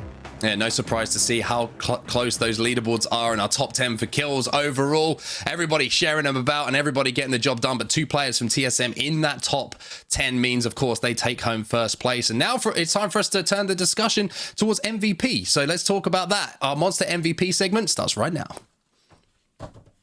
All right then, Dan, who you got? Let's go. Let's get into this hot today. No messing around. Who is your Monster MVP for today?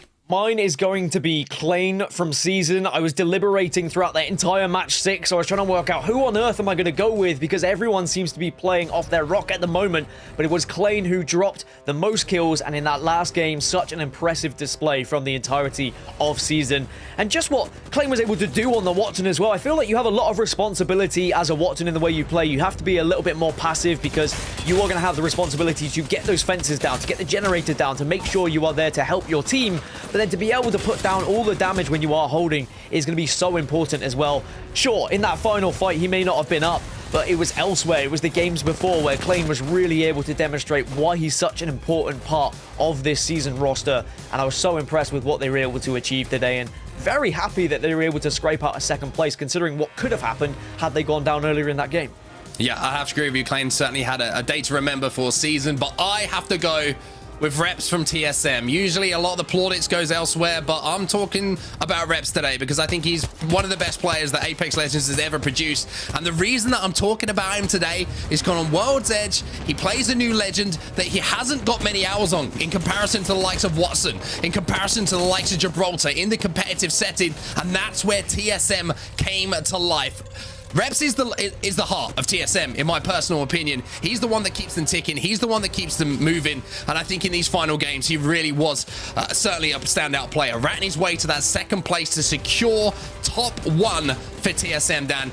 You can't really argue against that. We casted a kill race the other day, and Reps was able to win it, and he was giving me some slack because I hadn't predicted him, but an impressive display, that's for sure. Very impressive indeed from Reps, Dan. And I think he's going to do it for our Monster MVP segment. Amazing choices from us both, I would say. I pat ourselves on the back for once. And yeah, I think, I don't know who's... do you know what? If I had to choose, I'm going to choose who I go with. So who knows? But that's not how this works. But that's going to be your Monster MVP segment. All right, then. We're back into things here, and we're looking to close things out. What a day it's been, by the way. Absolutely amazing day. Hopefully, all of you have been watching at home. I've been enjoying the show as much as we have to cast some of these games and break them all down for you, because I got to say, the more weeks that we see go by in the Pro League, all of a sudden it feels like the teams, the players, they're starting to get in that position where they're like, we realize time is running out. We realize we have to get things going. And one player who certainly could get things going today was Klein from Season. Dan said he was his Monster MVP, and we actually have him on the line now for an interview. We don't have any camera, but we do have you on the line. Klein, can you hear us, my friend? Yes, sir.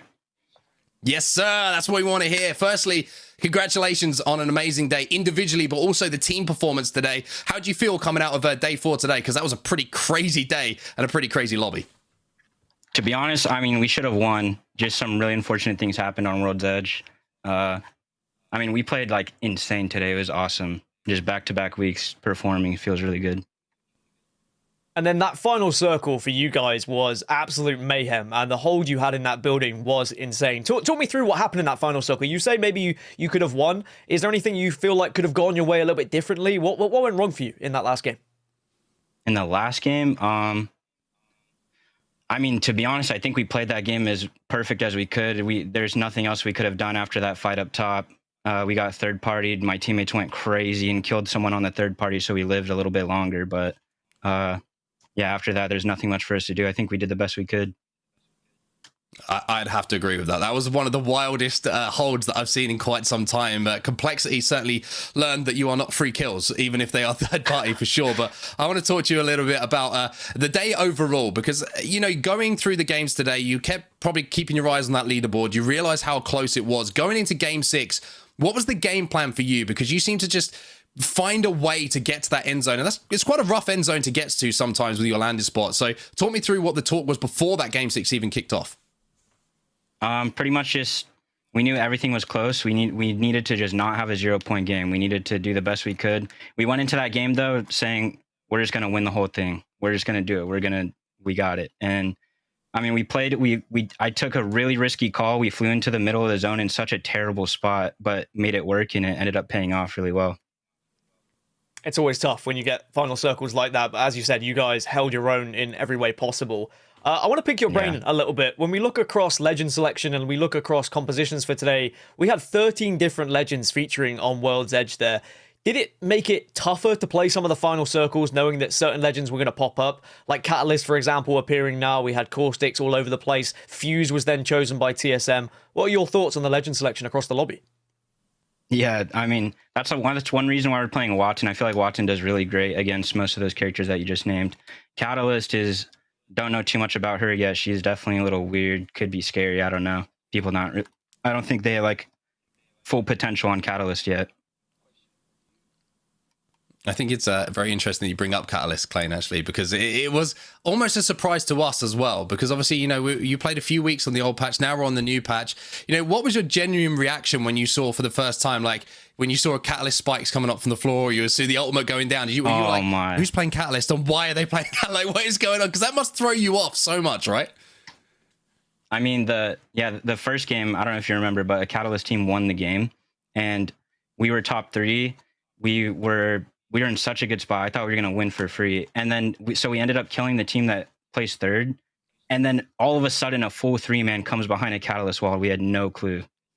And we just die. Do you think that we're going to start to see a few more Catalysts appear, or do you think that was just a one-off? The final Catalyst question, I promise, but I'm just curious. I really think Catalyst Watson could be good, but it's a little awkward dropping one of the scanning legends right now. I think. But Catalyst Watson seems like could be great. Well, Klein, firstly, congratulations again on an amazing performance. We're going to let you go and celebrate with the team. And also, plan ahead, because you've got a few more weeks of action. Obviously, you've got a lot more work to do. But for the performance today, congratulations, my friend. Amazing stuff. Yes, sir. Thank you so much, guys.